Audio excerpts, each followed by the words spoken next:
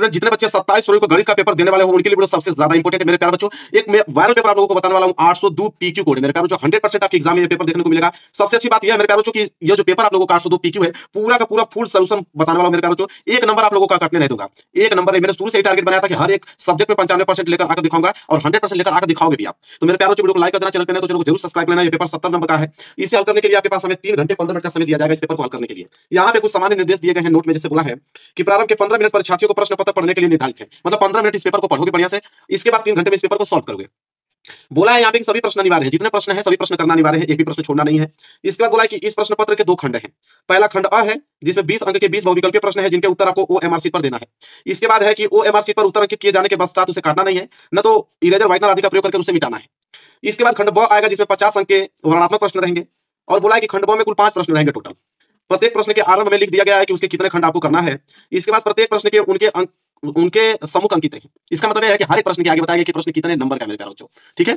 इसके बाद प्रथम प्रश्न से आरंभ कीजिए और अंत तक जाइए। उस प्रश्न पर समय नष्ट मत कीजिए जो आप हल नहीं कर सकते हैं। मतलब प्रथम प्रश्न से आरंभ कीजिए और लास्ट तक जाइए। जो प्रश्न आपको नहीं आ रहा है उसमें समय नष्ट करने की जरूरत नहीं है आपको। चलिए देखिए मेरे प्यारे बच्चों, खंड अ स्टार्ट यहां से, पेपर असली स्टार्ट यहां से हो रहा है आपका। खंड अ जिसमें बहुविकल्पीय प्रश्न रहेंगे, ठीक है। पहला प्रश्न देखिए क्या बोला है। पहला प्रश्न बोला मेरे प्यारे बच्चों यहाँ पे कि यदि 65 और 117 के एचसीएफ को 65 यम - 117 के रूप में व्यक्त किया जाए तो यम का मान होगा। अब ये प्रश्न इतना ज्यादा सिंपल है कि एक बार बस लगा लोगे तो आपके दिमाग में पूरा बैठ जाएगा। और ये प्रश्न बहुत ही ज्यादा सिंपल है, कुछ करने की जरूरत नहीं है मेरे प्यारे बच्चों। जब बोल दिया है कि 65 और 117 का एचसीएफ इतना के बराबर होगा तो आप सबसे पहले 65 और 117 का आप एचसीएफ निकालो और इसके बराबर कर दो, एम का मान ऑटोमेटिक निकल जाएगा। जैसे में यहाँ पे दिया आपको 65, क्या दिया हुआ है 65। अब 65 को हम लोग क्या लिख सकते हैं, 13 5 65। इसको हम लोग लिखेंगे 5 × 13। लिख दोगे कि नहीं, बिल्कुल आंख बंद करके लिख दोगे। इसके बाद 117, अब 117 को हम लोग क्या लिख सकते हैं, 3 × 9 और 13 9 यहाँ पे 57, 13 9 117। तो इसको हम लोग लिखेंगे 3 × 3 × 13। लो भाई, अब भाज्य गुणनखंड के रूप में तोड़ दिया हमने 117 को। अब हमको निकालना है एचसीएफ। एचसीएफ क्या कहता है कि जब दोनों में कॉमन मिले, कॉमन क्या मिला है, 13 इसमें भी है 13 इसमें भी है, बात खत्म। मतलब एचसीएफ जो आएगा मेरे प्यारों 13 आएगा। एचसीएफ कितना आ गया 13। अब जब तुमको मालूम चल गया कि 13 एचसीएफ है और वही कह रहा है कि इतना के बराबर है, तो मतलब कि 65 एम और माइनस के दिया हुआ है यहाँ पे 117, वो बराबर हो जाएगा 13 के। बात खत्म। अब यहाँ से देखो कितना आसानी से एम निकल जाएगा। यहाँ लिखोगे 65 एम बराबर 13 और माइनस 117 अगर उधर भेज दूंगा तो हो जाएगा आपका प्लस 117। होगा कि नहीं, बिल्कुल होगा। तो यहां से हो जाएगा आपका 65 एम बराबर 117 में जब 13 यहाँ पे हम लोग जोड़ेंगे तो 7 3 10 1 1 2 1 3 और यहाँ पे हो जाएगा 1 130, ठीक है। और जब यहाँ से हम m निकालेंगे तो m बराबर क्या हो जाएगा 130 बटे के 65। कटा दो 65 दूनी के 130 होता है, तो m बराबर क्या आ गया 2। m बराबर आ गया 2 मेरे प्यारे बच्चों, वही m का मान पूछा था। देखो m बराबर 2 दिया है ऑप्शन में, ऐसा हो ही नहीं सकता कि ना दे। देखो बी वाला ऑप्शन बिल्कुल राइट आंसर हो गया कि नहीं। सिंपल, समझ में आ गया पहला प्रश्न कितना आसान है, बिल्कुल आसान है। दूसरा प्रश्न देखो क्या है। दूसरा प्रश्न तो देखते ही आंसर कर दोगे कि निम्न में से कौन सा बहुपद नहीं है। अब बहुपद नहीं है मेरे प्यारे बच्चों, तो पहला वाला बहुपद है क्योंकि x का धनात्मक घात है x स्क्वायर। ये भी बहुपद है, इसमें भी x का धनात्मक घात है x स्क्वायर है, इसमें भी x का धनात्मक घात है, लेकिन यह आपको दिख रहा है x + 3 बटे x, इसका एक ऋणात्मक घात है, तो ऋणात्मक घात है इसलिए बहुपद नहीं है। बात खत्म। ये तो देखते हुए आंसर कर दोगे, इसमें कोई सोचने वाली बात नहीं है, इसमें कोई हल करने वाली बात नहीं है, तो देखते ही मालूम चल गया। आगे देखो अगला प्रश्न हल करने वाला है यहाँ से। तीसरा क्या है कि 2x + 3y = 18 और x - 2y = 2 को हल करने पर हमें प्राप्त होगा। अब हमें समीकरण इसको हल करना है। अब देखो ये भी प्रश्न बहुत ज्यादा ही सिंपल है। सबसे पहले यहाँ पे 2 इक्वेशन दिया है। एक दिया है 2x + 3y और बराबर 18 दिया हुआ है, ठीक है। इसे हमने समीकरण 1 मान लिया। इसके नीचे एक और समीकरण दिया है x - 2y = 2, इसे हम समीकरण 2 मान लिया। अब इसे हल करने के लिए कोई ना कोई वैल्यू बराबर चाहिए, या तो x बराबर हो जाए या तो y बराबर हो जाए। लेकिन यहाँ पे 2x है, यहाँ पे सिर्फ x है। अगर इस वाले समीकरण में मैं 2 का गुणा कर देता हूँ, 2 का, तो ये भी 2x हो जाएगा, ये भी 2x हो जाएगा। काम बन जाएगा बिल्कुल। चलो 2 का गुणा करते हैं। 2 का गुणा करोगे तो ये 2x माइनस 2 दूनी के 4y बराबर फिर 2 दूनी के 4। ये नया समीकरण बनके हो गया तैयार, जिसका नाम मैं तीसरा रख देता हूँ। अब समीकरण 1 में से समीकरण 3 घटा दो, क्योंकि ये भी +2x है, ये भी +2x है। जब दोनों प्लस में हो तो घटाया जाता है। तो यहाँ पे आप लिखोगे कि समीकरण 1 में से आप घटाना है समीकरण 3 को। तो समीकरण 1 में से जैसे समीकरण 3 घटाओगे तो समीकरण 1 क्या है भाई साहब, यहाँ पे 2x + के 3y = 18, ये आपका पहला है, ठीक है। इसमें तीसरा घटाना है ना, तीसरा है 2x - के 4y और बराबर के 4, यह समीकरण तीसरा घटाना है। जब घटाओगे तो चिन्ह चेंज हो जाता है, ये प्लस है तो माइनस, माइनस है तो प्लस, ये भी प्लस है तो माइनस। तो यहाँ पे +2x - 2x दोनों कैंसिल हो गया। यहाँ पे +3y + 4y मिलकर हो जाएगा 7y बराबर, यहाँ 18 में से 4 जाएगा तो बच जाएगा 14, ठीक है। अब यहाँ से जब y का वैल्यू निकालोगे तो y बराबर क्या हो जाएगा, यहाँ पे 14 बटे के 7। फिर घटा दो 7 दूनी के 14, तो y बराबर क्या आ जाएगा 2। अब मेरे प्यारों y बराबर जब 2 आ गया तो y का मान किसी भी समीकरण में रखो, या पहला में, दूसरा में, तीसरा में, किसी में भी रखो, आंसर आपको मिल जाएगा। तो हम y का मान समीकरण या दूसरा में रख देते हैं, छोटा सा है, ठीक है। तो यहाँ पे लिखेंगे y = 2 का मान, y = 2 का मान समीकरण दूसरा में रखने पर, समीकरण दूसरा में, जब दूसरा में रखोगे, दूसरा क्या हमारे पास x माइनस 2y बराबर 2 है, तो यहाँ पे लिखेंगे हम लोग x माइनस 2 गुणे y, y का वैल्यू क्या है 2, तो y का वैल्यू 2 रखेंगे, बराबर इधर 2 हो गया, तो x माइनस 2 दूनी के 4 बराबर 2। जब यहाँ से हम x निकालेंगे तो x बराबर 2 माइनस 4 उधर जाएगा तो प्लस के 4, तो x बराबर 4 2 6, तब x बराबर 6 आ गया और y बराबर 2, यही तो हल होगा। तो x बराबर 6 y बराबर 2, देखो बी वाला ऑप्शन, x बराबर 6 और y बराबर 2, बी वाला ऑप्शन बिल्कुल राइट आंसर हो जाएगा मेरे प्यारे बच्चों। समझ में आ गया आप लोगों को? थोड़ा सा भी डाउट हुआ इसमें बताना, 1% का डाउट नहीं होगा, ये गारंटी है मेरी। आगे देखो चौथा प्रश्न क्या है कि समीकरण इतना के मूलों का योग होगा। अब मूलों का योग ज्ञात करने के लिए बोला है। अब देखो मेरे प्यारे बच्चों कितना सिंपल होता है, जब भी आपको समीकरण दे दिया मूलों का योग पूछे तो आप मेरे प्यारे बच्चों एबीसी का वैल्यू निकाल लो। ए बराबर क्या होगा, ए जो होता है एक्स स्क्वायर को गुणांक होता है, तो ए बराबर 5 आ गया। बी बराबर जो होता है एक्स का गुणांक होता है, एक्स का गुणांक -3 है, तो -3 जो है बी का वैल्यू हो गया। सी बराबर अचर पद होता है 2। अब मेरे प्यारे बच्चों एबीसी का वैल्यू निकल गया ना। मूलों का योग पूछा है, यहाँ पे फॉर्मूला चलता है, नोट कर लो मूलों का योग, इसको याद कर लेना, ठीक है। तो मूलों का योग जब भी पूछे तो आप सबसे पहले एबीसी का वैल्यू निकाल लो। मूलों का योगफल होता है मेरे प्यारे बच्चों माइनस बी बटे के ए, यह एकदम दिमाग में नोट कर लो, माइनस बी बटे के ए होता है, तो माइनस फार्मूला में है, बी का वैल्यू कितना है -3, तो -3 बी की जगह रख देंगे, और बटे में ए जो है 5, तो माइनस माइनस प्लस हो जाएगा, तो प्लस के 3 और नीचे बच गया 5, मतलब 3/5 जो होगा मूलों का योग आएगा, जो कि आप देख रहे हो स्पष्ट रूप से कि पहला वाला ऑप्शन सही नजर आ रहा है, ठीक है। पहला वाला ऑप्शन बिल्कुल राइट आंसर हो जाएगा। क्लियर है? चलिए आगे बढ़िए मेरे प्यारे बच्चों, अगला प्रश्न देख लो, प्रश्न नंबर 5वां। देखिए प्रश्न नंबर 5वां क्या है मेरे प्यारे बच्चों, बहुत अच्छा प्रश्न है। कह रहा है कि निम्नलिखित समांतर श्रेणी के लिए प्रथम पद और सारवंतर होगा, प्रथम पद और सारवंतर बताना है, ठीक है। मेरे प्यारों, यहाँ पे नोटिस करो, देखो a1 बराबर क्या है, a1 का वैल्यू 1 बटे यहाँ पे आपको 5 दिया हुआ है, क्या दिया हुआ है 1/5, लेकिन मेरे प्यारों यहाँ पे संशोधन कर लेना, 1/5 नहीं है, यहाँ पे 1/3 है, यहाँ पे 3 है, यहाँ पे 3 कर लेना, ये क्या है 3 है, ठीक है। तो a1 का वैल्यू हो गया 1/3, इसको सही कर लीजिएगा आप लोग, ठीक है। इसके बाद a2 की अगर हम बात करें तो a2 का है 5/3, तो a2 को हमने 5/3, a3 जो है, a3 है यहाँ पे 9/3, तो a3 की जगह 9/3 रख दिया। इसके बाद a4 आपके पास है 13/3। अब हमसे प्रथम पद पूछा है, क्या पूछा है प्रथम पद बताइए मेरे प्यारे बच्चों। प्रथम पद जो होता है, तो प्रथम पद को हम लोग ए से डिनोट करते हैं, और ए जो होता है a1 के बराबर होता है, मतलब a1 को ही हम प्रथम पद कहते हैं, इतना बात याद रखो। तो प्रथम पद तो हमारा a1 हो गया, मतलब 1/3 ही हमारा प्रथम पद हो गया, ठीक है। अब हमसे पूछा है सारवंतर, यहाँ पे हमको सारवंतर भी पूछा है, तो चलो सारवंतर देख लेते हैं। तो सारवंतर को हम लोग डी से डिनोट करते हैं, और सारवंतर कैसे निकलता है, a2 दूसरे पद में से पहला पद घटा लो, a2 माइनस a1 से निकलता है। a2 आपके पास क्या है 5/3 है, और a1 जो है वो आपके पास 1/3 है, तो नीचे हर आपको बराबर है, तो हर तो आपका 3 ही रहेगा, और ऊपर 5 -1 है, तो 5 में से एक जाएगा तो 4, मतलब 4/3 जो है वो सारवंतर आ जाएगा। तो मतलब प्रथम पद 1/3, सारवंतर 4/3, मतलब कि मेरे प्यारों जो पहला वाला ऑप्शन देखो 1/3 और 4/3 जो है बिल्कुल राइट आंसर हो जाएगा, पहला वाला ऑप्शन। क्लियर? कोई डाउट आप लोगों को नहीं होना चाहिए मेरे प्यारे बच्चों, बिल्कुल। आगे देखिए अगला प्रश्न है मेरे प्यारे बच्चों, क्वेश्चन नंबर 6 जो कि देख पा रहे हो। क्वेश्चन नंबर 6 है कि चित्र आप देख रहे हो, चित्र में बोला है कि डीई बीसी के समानांतर है, जो डीई रेखा है वो बीसी के समानांतर है, ठीक है। इसके बाद बोला है कि एडी बराबर एक्स, मतलब एडी यहाँ तक का जो वैल्यू दिया है एक्स दिया हुआ है। इसके बाद बोला है कि डीबी बराबर x-2, डीबी यहाँ तक है x-2, ठीक है। बोला है एई बराबर x+2, एई बराबर x+2।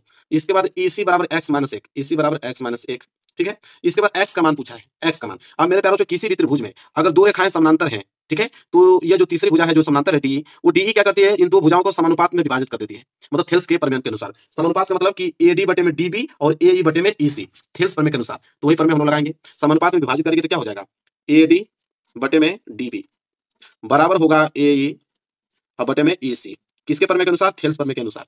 अब यहाँ पे वैल्यू तो रखना है, एडी का वैल्यू आपको मालूम है दिया है x, और बटे में डीबी का वैल्यू मालूम भी है x-2 दिया है, बराबर एई का वैल्यू आपको x+2 दिया हुआ है, और बटे में ईसी का वैल्यू आपको x-1 दिया हुआ है।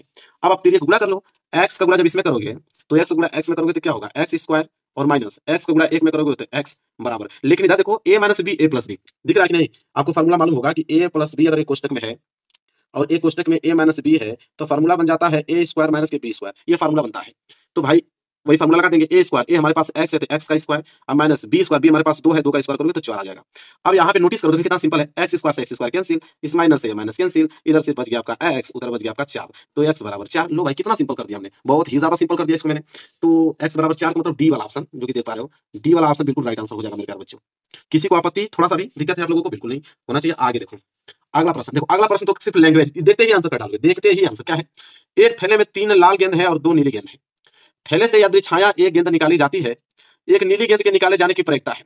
मेरे प्यारों ये बताओ, 3 लाल गेंद है 2 नीली गेंद, टोटल कितने गेंद है 5 गेंद, तो नीचे तो आपका 5 आएगा, तो पहला वाला ऑप्शन ऐसे ही गलत हो गया, दूसरा वाला ऑप्शन ऐसे ही गलत हो गया, दो ऑप्शन तो आपने ऑलरेडी ऐसे ही गलत कर दिया।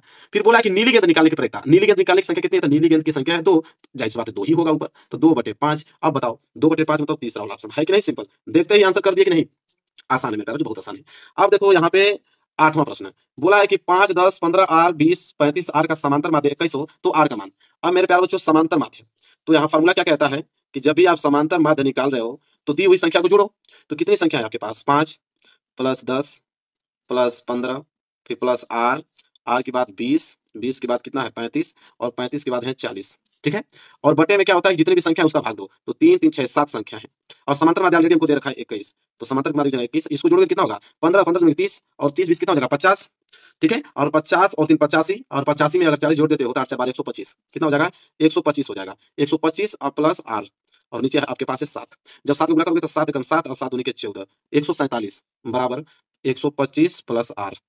ठीक है, जब आर आप निकालोगे तो आर बराबर क्या हो जाएगा इधर 147 और प्लस 125 उधर जाएगा तो माइनस 125। तो जब आर निकालोगे तो आर बराबर 7 में से 5 जाएगा तो 2। ठीक है, और उधर 4 में से 2 जाएगा तो 2, आर बराबर 22 आ गया। और यही आर का मान ज्ञात करना था मेरे प्यारे बच्चों। 22 का मतलब बी वाला ऑप्शन बिल्कुल राइट आंसर हो जाएगा। है कि नहीं? बिल्कुल सिंपल, बताओ है ना सिंपल? बिल्कुल, एक बार लगा के जाओ फिर देखो पेपर में पूरा का पूरा करके चले आओगे। आगे देखिए मेरे प्यारे बच्चों क्या है प्रश्न नंबर 9। प्रश्न नंबर 9 मेरे प्यारे बच्चों, एक लंबवृत्तीय बेलन के आधार पर क्षेत्रफल 9 पाई सेंटीमीटर स्क्वायर है तो उसके आधार का व्यास क्या होगा? अब मेरे प्यारे बच्चों देखो ये प्रश्न बहुत ही ज्यादा सिंपल है, कैसे लगाएंगे इसको देखो। एक लंबवृत्तीय बेलन है, अब मेरे प्यारे बच्चों एक बेलन बनाता हूं मैं, देखो ये बेलन है, बेलन हमने बना दिया। अब बेलन के आधार पे, ये नीचे आधार है, बेलन के आधार का क्षेत्रफल, तो बेलन का आधार कैसा होता है वृत्ताकार होता है, तो वृत्त का क्षेत्रफल दिया है कितना 9 पाई सेंटीमीटर स्क्वायर दिया हुआ है। उसके आधार का व्यास पूछा है, व्यास या व्यास पूछा है डी, डी का वैल्यू पूछा है व्यास।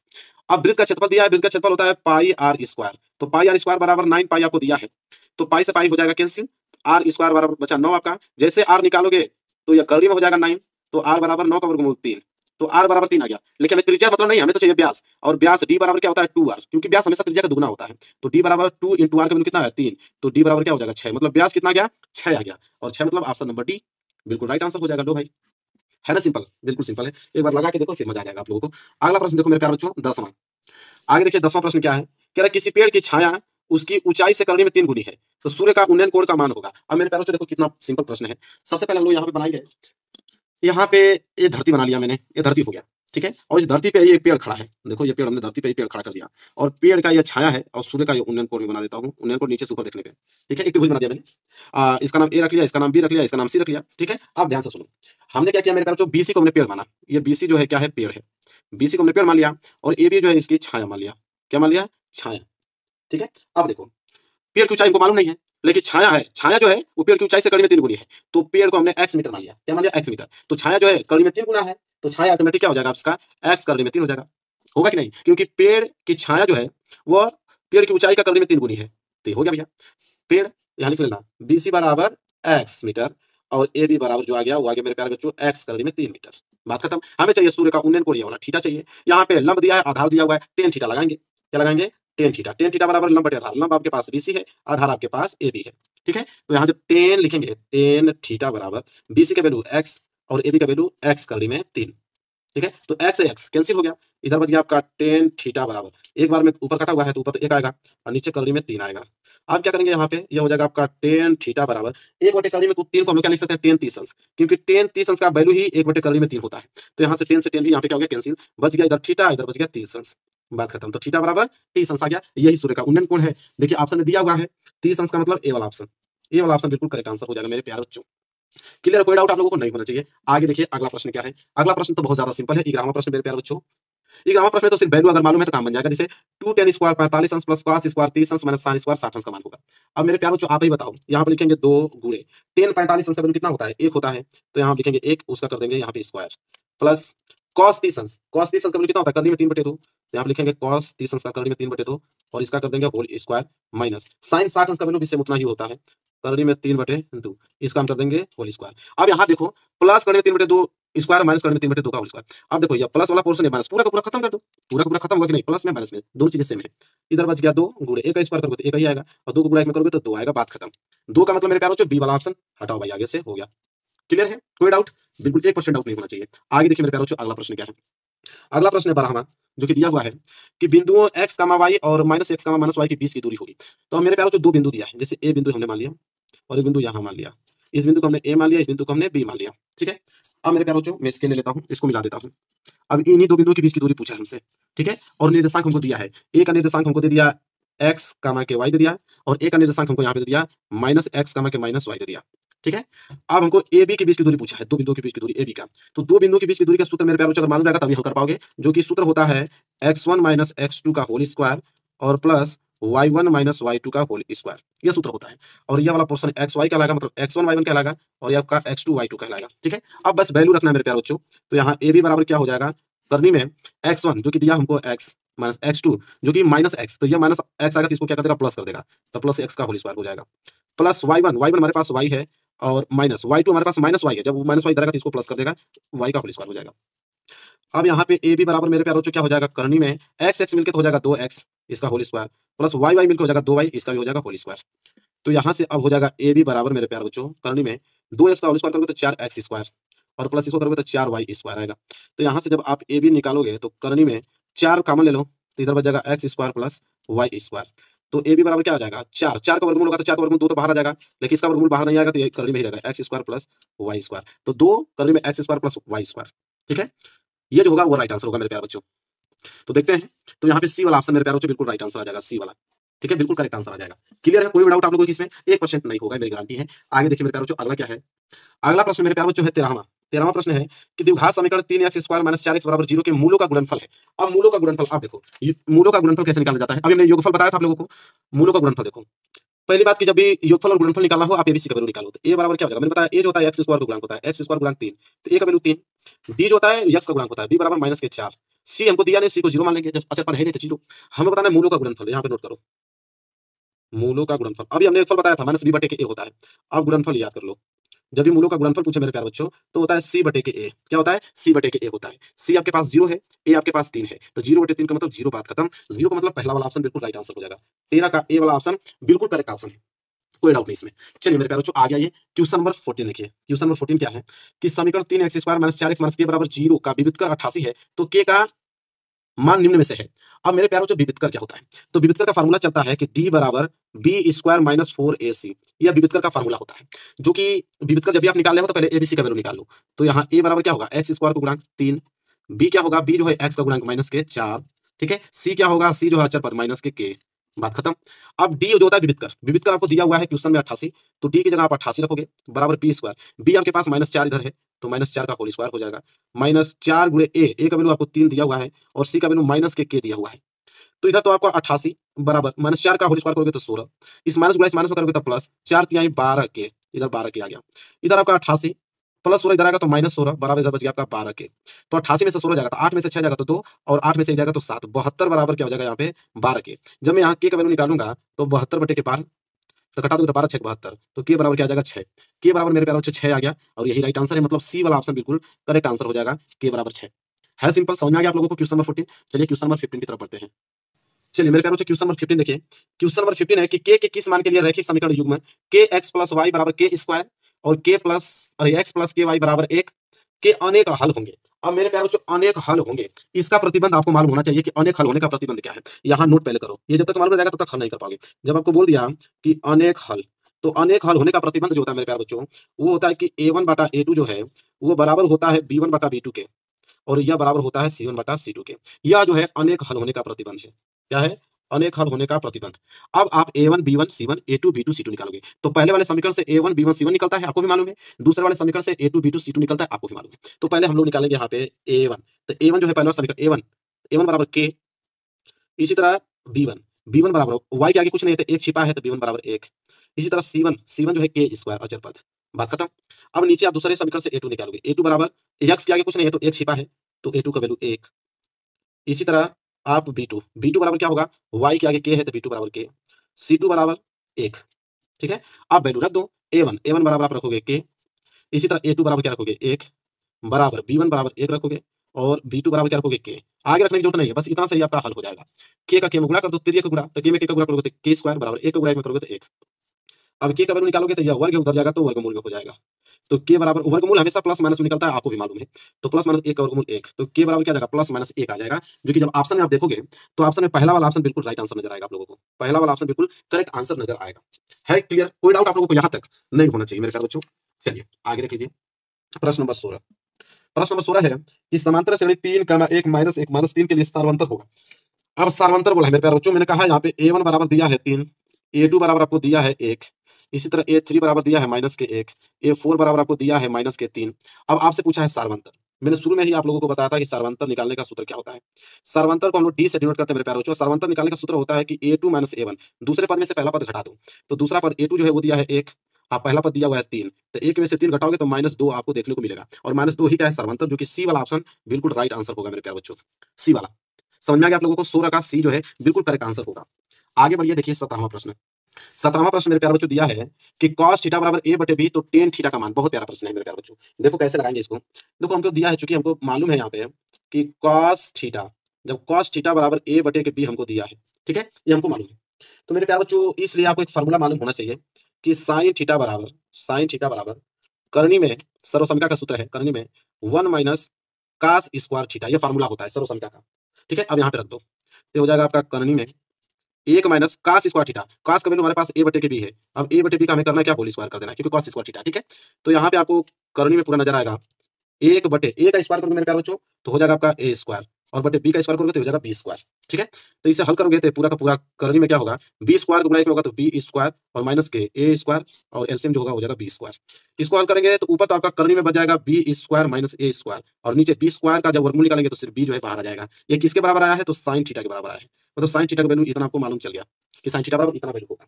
ठीक है, तो sin थीटा का भी वैल्यू मालूम चल गया, इधर ऊपर cos थीटा का वैल्यू दिया था। ठीक है, हमसे पूछा क्या, tan थीटा, तो एक फार्मूला चलता है मेरे प्यारे बच्चों, tan थीटा बराबर होता है sin थीटा बटे के cos थीटा। ठीक है, फार्मूला होता है। तो sin थीटा का वैल्यू तो हमको ऑलरेडी दे रखा है, क्या दिया है कि करनी में b square minus a square बटे में b, और पूरे के पूरे बटे में cos थीटा का वैल्यू हमको a बटे b दिया है। क्या दिया है, a बटे b। तो हम लोग क्या करेंगे, भाग है तो गुणा में चेंज कर लो, तो गुणा में चेंज करेंगे तो ऊपर वाला ऐसे ही रहेगा, b square minus a square और बटे में b। जिसको गुणा में चेंज करोगे तो ये b ऊपर चला जाएगा, a जो है नीचे आ जाएगा, तो यहाँ पे b से b जो है हो जाएगा कैंसिल। बस क्या जाएगा मेरे प्यारे बच्चों, तो ऊपर बचेगा आपका b square minus a square, और नीचे बच गया आपका a। यही जो है बिल्कुल राइट आंसर हो जाएगा, b square minus a square बटे a। ठीक है, तो यहाँ पे हो जाएगा b square minus a square बटे a, मतलब डी वाला ऑप्शन, डी वाला ऑप्शन बिल्कुल राइट आंसर हो जाएगा। क्लियर, समझ आ गया आप लोगों को? तो डी वाला बिल्कुल करेक्ट ऑप्शन होगा, 17 का डी। चलिए आगे देखते हैं। अगला प्रश्न मेरे प्यारे बच्चों यहाँ पे 18वां प्रश्न। देखो 18वां प्रश्न क्या बोला है, 18वां प्रश्न करने के लिए मैं एक पेज ले लेता हूँ। 18वां बोला है कि प्रथम 10 अभाज्य पूर्णांक की माध्यिका होगी, मतलब प्रथम 10 अभाज्य पूर्णांक बताइए, फिर उसका माध्यिका निकालने के लिए बोला है। पहली बात तो आप 10 अभाज्य पूर्णांक बताओ कौन कौन से होता है। तो प्रथम 10 अभाज्य पूर्णांक की अगर बात करें तो पहला 2, इसके बाद 3, 3 के बाद 5, 5 के बाद 7, 7 के बाद 11, 11 के बाद आ जाएगा आपका 13, 13 के बाद 17, 17 के बाद 19, 19 के बाद आपका 23, 23 के बाद 29। ठीक है, अभाज्य पूर्णांक को समझते हैं ना, जो स्वयं से कटे हो, किसी से नहीं कटे, उसी को अभाज्य पूर्णांक बोलते हैं। तो टोटल 10 हमने यहाँ पे अभाज्य पूर्णांक लिख दिया। अब इसका हमें क्या करना है, माध्यिका। अब नंबर की अगर बात करें तो n जो है टोटल कितना है, 10। 10 का मतलब कि सम संख्या आ गया। जब 10 नंबर हो, असम संख्या हो, तो सम संख्या जब आता है तब माध्यिका निकालने का सूत्र कुछ अलग होता है मेरे प्यारे बच्चों, और ये आपको सूत्र याद होना चाहिए कि जब भी संख्या सम आ जाए तो माध्यिका किस फार्मूले से लगाया जाता है, तो n बटे के 2, n बटे के 2वां पद, ये फार्मूला आप नोट कर लो, n बटे के 2वां पद, फिर आप लगाओगे प्लस, फिर कोष्टक में n बटे के 2 और प्लस 1। ठीक है, वहां पद,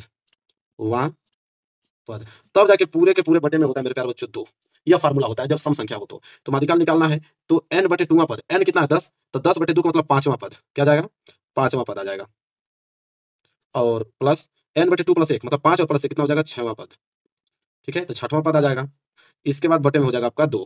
अब मेरे प्यारे बच्चों 5वां और 6वां पद, 5वां पद क्या है, 1 2 3 4 5, 5वां पद 11 है और 6वां पद 13 है, तो 11 प्लस 13, तो 5वां पद 11, 6वां पद 13, और बटे में क्या हो जाएगा 2। जोड़ोगे मेरे प्यारे बच्चों तो 3 1 4 और 1 1 2, 24 बटे कितना आ जाएगा 2, और 24 बटे 2 का मतलब हो जाएगा 12। तो माध्यिका कितना आ गया मेरे प्यारे बच्चों, 12 आ गया। समझ आ गया आप लोगों को? इस तरह निकाला जाता है 12 का मतलब यहाँ पे कि बी वाला ऑप्शन जो है बिल्कुल राइट आंसर आ जाएगा, बी वाला। क्लियर है, कोई डाउट आप लोगों को नहीं होना चाहिए।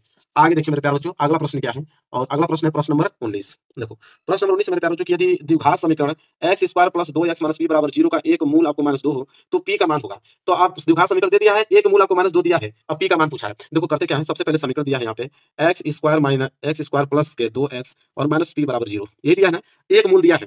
तो मूल मतलब होता है x का वैल्यू, x बराबर आपको -2 दे दिया है, जहां पे भी x आएगा वहां -2 रख लो, p का वैल्यू ऑटोमेटिक निकल जाएगा। तो x स्क्वायर, x का वैल्यू हम रखेंगे -2, तो इधर हो जाएगा -2 और प्लस 2 गुणे फिर x आ गया तो x का फिर रखेंगे हम लोग -2, फिर माइनस के p बराबर के 0। अब -2 का स्क्वायर करोगे तो 4, प्लस गुणा माइनस करोगे तो माइनस, फिर 2 दूनी के 4, फिर माइनस p बराबर 0। अब देखो -4 और +4 कैंसिल हो जाएगा कि नहीं, तो इधर बचेगा -p बराबर 0, मतलब कि p बराबर 0, बात खत्म। p का वैल्यू कितना आ गया 0। अब p का वैल्यू 0 का मतलब देखो ऑप्शन में कोई दिया है, तो ऑप्शन का मतलब ऑप्शन पहला जो है बिल्कुल, और ऑप्शन पहला कह रहा हूँ, ऑप्शन दूसरा 0 यही है ना, बी वाला ऑप्शन बिल्कुल करेक्ट आंसर हो जाएगा। क्लियर है, कोई डाउट आपको नहीं होना चाहिए। आगे देखिए, अगला 20वां प्रश्न मेरे प्यारे बच्चों, और 20वां खंड अ का लास्ट प्रश्न है कि निम्नलिखित में से कौन सी केंद्र प्रवृत्ति की माप नहीं है। मतलब केंद्र प्रवृत्ति की माप इन चार ऑप्शन में से कौन नहीं है। देखो माध्य, जब भी आप माध्य का नाम सुने होंगे, माध्य केंद्र प्रवृत्ति की माप है। माध्यिका भी निकालने जानते हो आप लोग, बहुलक भी केंद्र प्रवृत्ति की मापे हैं। ये देखो मानक विचलन जो है वो केंद्र प्रवृत्ति की माप नहीं है। तो केंद्र प्रवृत्ति की माप जो है मानक विचलन नहीं है, इसलिए डी वाला ऑप्शन बिल्कुल करेक्ट आंसर हो जाएगा मेरे प्यारे बच्चों। तो यह था खंड अ जिसमें 20 ऑब्जेक्टिव क्वेश्चन था। अब मैं पेपर को घुमाता हूं, यहां से स्टार्ट होगा मेरे प्यारे बच्चों खंड ब। यहां से स्टार्ट होगा खंड ब मेरे प्यारे। 21वां प्रश्न, प्रश्न नंबर 21वां कह रहा है कि सभी खंड कीजिए, मतलब जितने भी खंड है सभी खंड करना है मेरे प्यारे बच्चों। और इसमें भी दिया है पहला वाला, देखो पहला क वाला क्या दिया है कि दो संख्याओं का योगफल 85 है, यदि बड़ी संख्या जो है छोटी संख्या के 4 गुने से 5 अधिक है तो संख्याएं ज्ञात कीजिए। देखिए बहुत ही ज्यादा सिंपल मेरे प्यारे बच्चों, बहुत आसान है। कैसे इसको हल करेंगे मेरे प्यारे बच्चों, इसे आप लोगों को कॉपी में लिखना होता है। तो कॉपी में किस प्रकार अरेंज करके लिखा जाता है वो मैं आपको बताने वाला हूं। ये नहीं कि आप जैसे मर्जी वैसे ही सवाल को हल कर दोगे तो नंबर कट जाएगा। डायरेक्ट अगर हल करके आंसर बता दोगे तो 2 नंबर के आपको आधे नंबर भी नहीं मिलेंगे। एक इसका प्रोसेस होता है, स्टेप मार्किंग होता है, उससे लिखोगे तब आपको 2 में 2 नंबर मिलेंगे। कैसे है देखो, सबसे पहले मेरे प्यारे बच्चों यहाँ पे हल लिखा जाता है। क्या यहाँ पे सबसे पहले आप हल लिखिए, इसके बाद देखिए कैसे सॉल्व किया जाता है इसको। क्या बोला है कि दो संख्याओं का योगफल 85 है। अब मेरे प्यारे बच्चों दो संख्याओं का योगफल 85 है, तो सबसे पहले हम लोग मानेंगे पहली संख्या, ठीक है, क्योंकि दो संख्या है, दोनों संख्या का योगफल 85 है। लिखेंगे हम लोग कि माना पहली संख्या, माना पहली संख्या, देखिए जिस प्रकार बता रहा हूं सेम अगर उस प्रकार अगर एग्जाम में लिख के आते हो 1 नंबर नहीं कटेगा। तो माना पहली संख्या को मालूम नहीं तो मान लेते हैं x। तो माना पहली संख्या x, तो दूसरी संख्या क्या होगी, तो दूसरी संख्या की अगर हम बात करें तो मेरे प्यार बच्चों अगर दो संख्याओं का योगफल 85 है और पहली संख्या अगर मालूम आपको चल गया कि x है, तो दूसरा संख्या ऑटोमेटिक मालूम चल जाएगा। 85 में से पहली संख्या घटा दो, तो 85 में से अगर पहली संख्या में घटा देता हूं तो ऑटोमेटिक दूसरी संख्या मालूम चल जाएगी। तो 85 माइनस x होगी, तो पहली संख्या x और दूसरी संख्या मेरे प्यार बच्चों 85 माइनस x होगी। सिंपल, लेकिन यहां तक समझ में आ गया कि नहीं आप लोगों को, ठीक है। अब मेरे प्यार बच्चों जाहिर सी बात है कि दो संख्या एक संख्या बड़ी होगी एक संख्या छोटी होगी, ठीक है। तो बड़ी संख्या को हम लोग मान लेते हैं x और छोटी संख्या को मान लेते हैं 85 माइनस x। तो यहां लिख लीजिएगा कि माना बड़ी संख्या, क्योंकि दो संख्या में से जाहिर सी बात है एक संख्या बड़ी होगी, ठीक है, और एक संख्या छोटी होगी। तो माना बड़ी संख्या, माना बड़ी संख्या, तो बड़ी संख्या को आप x मान लो। तो यहाँ ब्लैक पेन से लिखिएगा कि माना बड़ी संख्या x, तो छोटी संख्या, बिल्कुल घबराने की जरूरत है मेरे प्यारे, बिल्कुल आराम से बताने वाला, भले ही समय लग जाएगा लेकिन 1 नंबर कटने नहीं दूंगा आप लोगों को, इतना गारंटी है मेरी। 1 नंबर मैथ में नहीं कटेगा आप लोगों का।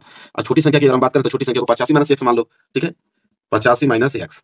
बड़ी संख्या x, छोटी संख्या 85 माइनस x होगी, या लिख लीजिएगा होगी। देखो इस तरह स्टेप मार्किंग पे नंबर मिलता है। अब देखो मेरे प्यारे बच्चों क्या करेंगे, अब हम लिखेंगे प्रश्न अनुसार। अब जो प्रश्न बोला है उसके अनुसार हम लोग समीकरण बनाएंगे और आंसर बिल्कुल आपके हाथ में होगा, इस बात की गारंटी है मेरी, ठीक है। यहाँ पे आप प्रश्न अनुसार देखिए ब्लैक पेन से लिखिएगा, फिर यहाँ पे कामा लगाइएगा। यह होता है मैथ सॉल्व करने का तरीका। क्या बोला है देखो, बोला कि दो संख्याओं का योगफल 85 है, ठीक है। अब देखो यदि बड़ी संख्या छोटी संख्या के 4 गुने से 5 अधिक है, तो बड़ी संख्या छोटी संख्या के, तो बड़ी संख्या क्या x, तो बड़ी संख्या हम लिखेंगे x, जो x है वह छोटी संख्या क्या, छोटी संख्या क्या 85 माइनस x, लिखिएगा छोटी संख्या 85 माइनस x। तो छोटी संख्या के 4 गुने से, तो 4 गुने मतलब 4 गुणा कर दो, तो छोटी संख्या के 4 गुने से 5 अधिक है, 5 अधिक मतलब 5 और ऐड कर दो, 5 अधिक है, बात खत्म, बराबर हो गया। अब यहाँ से सिर्फ हल ही तो करना है आप लोगों को। कैसे देखो, यहाँ पे हो जाएगा आप लोगों का x बराबर, गुणा करो, तो 85 में जब 4 गुणा करोगे तो 340 आएगा। कितना आएगा, 340 आएगा। 340 माइनस 4 गुणा x में करोगे मेरे प्यारे बच्चों तो 4x आएगा, और प्लस यहाँ पे आ गया आपका 5। यहाँ तक क्लियर हो, किसी को डाउट मेरे प्यारे बच्चों नहीं। अब क्या करना है, अब मेरे प्यारे बच्चों x है, x को इस साइड रखो, कोई दिक्कत नहीं। माइनस 4x इधर आएगा तो क्या हो जाएगा प्लस के 4x, माइनस 4x इधर आएगा तो प्लस के 4x, बराबर इधर बच जाएगा 340 और प्लस 5 कितना हो जाएगा 345, कितना हो जाएगा 345। नीचे आइए, इधर हो जाएगा x और 4x मिलकर मेरे प्यारे बच्चों 5x, बराबर इधर हो गया आपका 345 मतलब 345। अब यहां से अगर मैं x की वैल्यू निकालूं तो मेरे प्यारे बच्चों x बराबर क्या हो जाएगा कि 345 और बटे में क्या आ जाएगा 5। अब 5 से कटा दो, तो x बराबर मेरे प्यारे बच्चों जैसे 5 से कटाते हो आप तो कितना बार कटेगा, 5 है 30 और 5 9 45। तो x बराबर कितना गया मेरे प्यारे बच्चों, x बराबर आ गया आपका 69। x बराबर क्या आ गया 69 आ गया। अब मेरे प्यारे बच्चों बड़ी संख्या छोटी संख्या निकाल लो। तो अब नीचे लिखना भी पड़ेगा आप लोगों को। कैसे लिखोगे कि अतः, क्या लिखोगे, अतः पहली बड़ी संख्या, अतः पहली जो बड़ी संख्या होगी मेरे प्यारे बच्चों, इसी तरह लिखा जाता है जिस प्रकार मैं लिखा हूं, ठीक है, तब ना जाके आपको नंबर मिलेगा पूरा। ये नहीं कि डायरेक्ट आप आंसर बता दो तो नंबर कट जाता है। पहली बड़ी संख्या, तो पहली बड़ी संख्या को हमने x माना था, तो पहली बड़ी संख्या तो 69 आ गया।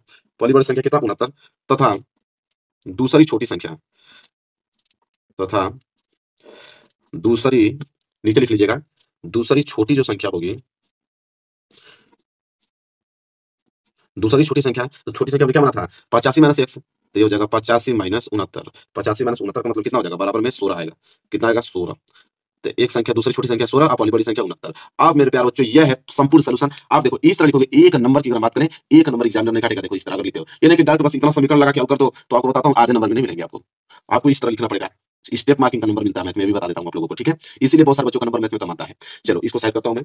अब देखो मेरे प्यारे बच्चों, अगला प्रश्न देखिए क्या है, ख वाला। कह रहा है कि समीकरण x माइनस 1/x बराबर 3 और कह रहा है x का मान 0 के बराबर नहीं होना चाहिए। अगर x का जो वैल्यू आएगा वो 0 नहीं होना चाहिए, बाकी कुछ भी हो। ये भी प्रश्न कितने नंबर का मेरे प्यारे बच्चों, 2 नंबर का। देखो कैसे हल करेंगे, तो इसको हल करेंगे मेरे प्यारे बच्चों। सबसे पहले आप हल लिखो। क्या लिखोगे? सबसे पहले आप हल लिखो। हल लिखने के बाद देखो मेरे प्यारे बच्चों क्या दिया, पहले जो समीकरण दिया समीकरण को उतारो।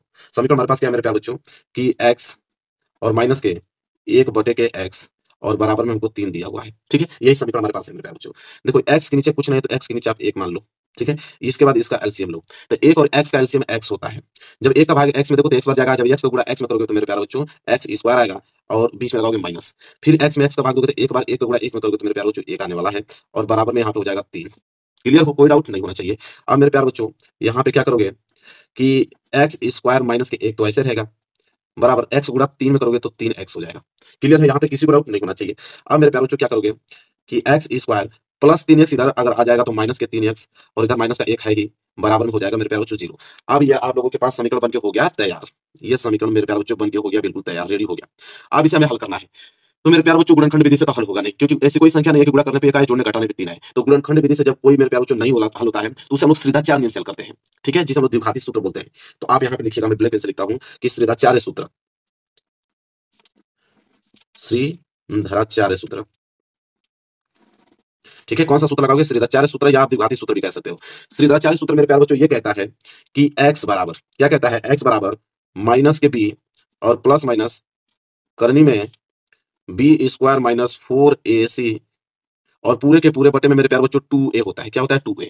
अब मेरे प्यारे बच्चों सबसे पहले आप abc के वैल्यू निकालोगे, तो a बराबर क्या होगा? a जो होता है मेरे प्यारे बच्चों x स्क्वायर का गुणक होता है। x स्क्वायर का गुणक, x स्क्वायर का कुछ नहीं तो a तो छिपा होता है ना, तो x का वैल्यू तो 1 आ गया, ठीक है। कामा लगाओ।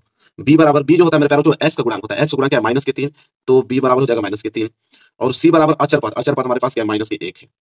अब एबीसी का वैल्यू निकल गया। आप इसमें पुटअप करो, पुटअप करोगे मेरे प्यारे बच्चों क्या होगा? x बराबर माइनस तो फार्मूला में है तो माइनस फार्मूला में हो गया। फिर b का वैल्यू क्या है? माइनस के 3, तो b के हम लोग लिखेंगे माइनस के 3। फिर लगाओगे प्लस और माइनस, ठीक है। फिर करनी में बोला बी स्क्वायर, बी मतलब कि माइनस के 3, तो माइनस के 3 का स्क्वायर कर दोगे। फिर माइनस 4 गुणे ए का वैल्यू कितना है? 1 है, तो 1 जहाँ आप लिखोगे 1। सी, फिर सी है, सी का वैल्यू माइनस 1 है तो सी के जगह आप माइनस 1 लिखोगे। इस करने को बड़ा कर दो और बटे में मेरे प्यारे बच्चों क्या है? 2a, तो 2 इंटू ए का वैल्यू कितना मेरे प्यारे बच्चों? 1, तो 1 जहाँ आप लिखोगे 1। यहाँ तक क्लियर है? किसी बच्चों को डाउट नहीं होना चाहिए। अब x बराबर माइनस माइनस प्लस, तो ये तो प्लस के 3 हो गया और प्लस माइनस करने में क्या होगा मेरे प्यारे बच्चों कि माइनस 3 का होल स्क्वायर करोगे तो प्लस के 9 आएगा। माइनस गुणा माइनस में करोगे तो ये जाएगा प्लस 4 कम 4, फिर 4 गुणा में करोगे तो 4 ही आने वाला है और बटे में 2 को गुणा में करोगे मेरे प्यारे बच्चों तो ये आपका 2 ही आने वाला है। यहाँ तक क्लियर हो? किसी बच्चे को डाउट नहीं होना चाहिए।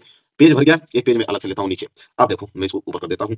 अब ये हो जाएगा मेरे प्यारे बच्चों x बराबर 3 और प्लस माइनस 9 और 4 जितना होता है मेरे प्यारे बच्चों, 9 और 4 कितना होता है? 13। तो यहाँ पे हो जाएगा करनी में मेरे प्यारे बच्चों 13 और बटे में हो गया मेरे प्यारे बच्चों 2। अब इसे हल्के से करेंगे तो एक बार प्लस लेने पे एक बार माइनस लेने पे। मेरे प्यारे बच्चों अगर मैं एक बार प्लस लेता हूँ यहाँ पे इस तरह लिख सकते हैं आप कि पॉजिटिव लेने पर, पॉजिटिव लेने पर, तो अगर एक बार मैं पॉजिटिव लेता हूँ मेरे प्यारे बच्चों तो x की वैल्यू क्या आएगा? तो x बराबर 3, पॉजिटिव ले रहा हूँ तो यहाँ पे प्लस लेना पड़ेगा और करनी में मेरे प्यारे बच्चों 13 और बटे में क्या हो जाएगा 2। क्लियर है? और एक बार इस में लिख देता हूँ निगेटिव लेने पे। क्या लेने पे? निगेटिव लेने पर। तो अगर मैं निगेटिव ले लूं मेरे प्यारे बच्चों तो निगेटिव लेने पे क्या होगा कि x बराबर जो होगा वो हो जाएगा 3, बीच में आपको माइनस लगाना पड़ेगा क्योंकि आपने निगेटिव लिया है और करनी में जो मेरे प्यारे बच्चों 13 और बटे में 2। अब मेरे प्यारे बच्चों आपके ये हल हो गए तैयार। एक आपके आ गया x बराबर इतना, x बराबर इतना, बस क्लियर हो गया मेरे प्यारे बच्चों। ये होता है आंसर। आज इस तरह लिखोगे 1 नंबर आप लोगों को कटेगा नहीं, इस बात की मेरी गारंटी मान के चलो, ठीक है। आगे देखो, सबको मैं साइड करता हूँ। आगे देखो पेपर क्या दिया है। देखिए मेरे प्यारे बच्चों अगला प्रश्न क्या है? अगला प्रश्न है कि चित्र में, ठीक है, चित्र में आपको दिखा देता हूँ। ये चित्र है, बोला कि चित्र में कि डीई जो है वो बीसी के समानांतर है। तो डीई भुजा बीसी के समानांतर है, मतलब कि ये जो डीई भुजा है मेरे प्यारे बच्चों वो बीसी के क्या है? समानांतर है, ये बोला हुआ है।